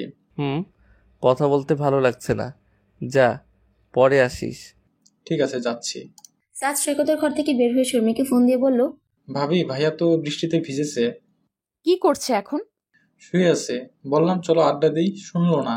আচ্ছা ঠিক আছে, থ্যাংক ইউ, রাখছি, পরে কথা হবে। ফোন রেখে শর্মি সোজা ওর মায়ের কাছে গিয়ে বলল, মা আমি ও বাড়ি যাচ্ছি। এখন কোনো সমস্যা হয়নি তো? না মা, আমার নিজের একটু কাজ আছে তাই যাচ্ছি। এখন বাজে রাত 11টা, এই সময় কেউ বের হয়? কি এমন কাজ পড়লো তোর? যেতে যেতে কয়টা বাজবে দেখেছিস? আমার যেতে হবে মা, সমস্যা নেই, আমি তো গাড়ি নিয়েই যাচ্ছি। বলে সে সাথে ওর এক কাজিনকে সহ গাড়ি নিয়ে বেরিয়ে পড়লো। রাত প্রায় 1:15টার দিকে শর্মি বাসায় এলো। সাদকে ফোন করে বলেছে সে যে আসছে সেটা বাসায় কাউকে জানাবার দরকার নেই, সে যেন দরজা খুলে দেয়। শর্মি বাসায় ঢুকে সোজা নিজের ঘরে গেল। গিয়ে দেখে সৈকত ঘুমে আচ্ছন্ন। সে সোজা ওর কাছে গিয়ে ওর কপালে হাত রাখলো। হাত রেখে চমকে উঠলো। গা তো পুড়ে যাচ্ছে। যা ভেবেছিল তাই, তার মেজাজ খারাপ হয়ে গেল। জানে ভিজলে অসুখ করে, তাহলে কেন ভিজলো? সে তাড়াতাড়ি মাথায় পানি ঢালা শুরু করলো, গায়ে স্পঞ্জ করে দিল। 2 ঘন্টা পর সৈকতের জ্বর নামলো। সে উঠে বসে বলল, তুমি কটা বাজে এখন? সেটা দিয়ে কি করবে? বৃষ্টিতে ভিজবে? এখনো হচ্ছে, চলো বাইরে দিয়ে আসি। তুমি মনে হচ্ছে খুব ক্ষেপে আছো। পাগল, খেপবো কেন? আমি তো খুব রোমান্টিক মুডে আছি, একেবারে তোমার কোলে বসে জ্যোৎস্না বিলাস করার মুড। সৈকত ফোন হাতে নিয়ে সময় দেখলো, 3:30 বাজে। শর্মির রেগে যাবার যথেষ্ট কারণ সে ঘটিয়ে ফেলেছে। তবু গলায় দুষ্টুমি ঢেলে বলল, বাবা এত রোমান্টিক কবে হলে যে রাত 3টায় সব ছেড়ে ছুড়ে তোমাকে আমার কাছে চলে আসতে হলো? তোমার রোমান্টিক মুড বেশ পাওয়ারফুল দেখছি। কাউকে পিটিয়ে মানুষ করবার জন্য আমার এই হাতই যথেষ্ট পাওয়ারফুল। রোমান্টিক মোমেন্টে এত বকতেছো কেন? না, বকবো কেন? তোমার জন্য একটা বেলা ও বাড়ি গিয়ে থাকতে পারলাম না। এত ভালো কাজ করেছো যে তোমাকে তো ধরে নিয়ে নোবেল দিয়ে দেওয়া উচিত। অস্কার দেওয়া যায় না? ওইটা হলে বেশি ভালো লাগতো। ইয়ার কি হচ্ছে না? ডিয়ার বুশ, ডিয়ার বউ, এত রাগ না করে একটু কাছে এসে বসো না। আবার বলে বুশ? সরি। শর্মি সৈকতের কথায় পাত্তা না দিয়ে রাগে গজগজ করতে করতে এটা ওটা করতে লাগলো। ঘরের দক্ষিণে জানালাটা অল্প খোলা, সেখান থেকে ঠান্ডা বাতাস আসছিল।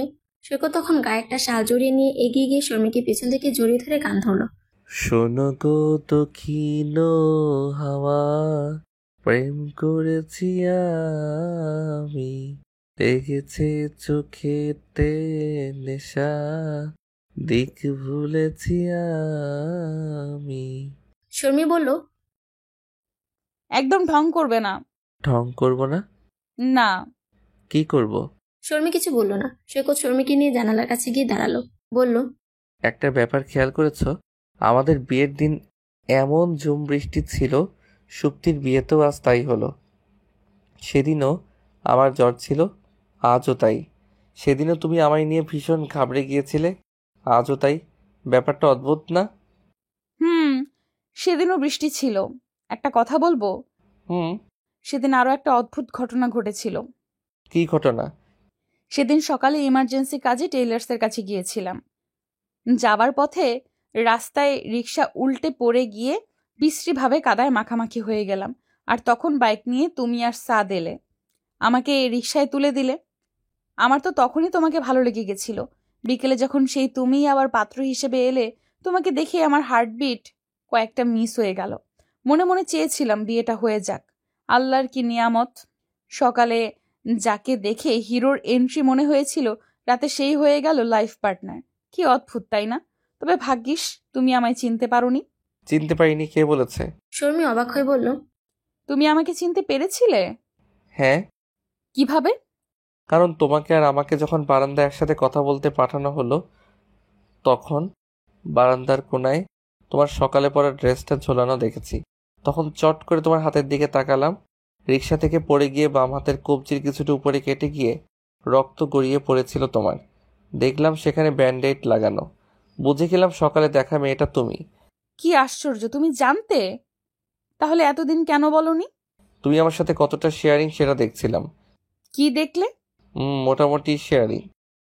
তোমাকে এই ঘটনা আগে বললে তুমি আমাকে সেদিন থেকে এটা নিয়ে না জানি কি শুনিয়ে যেতে।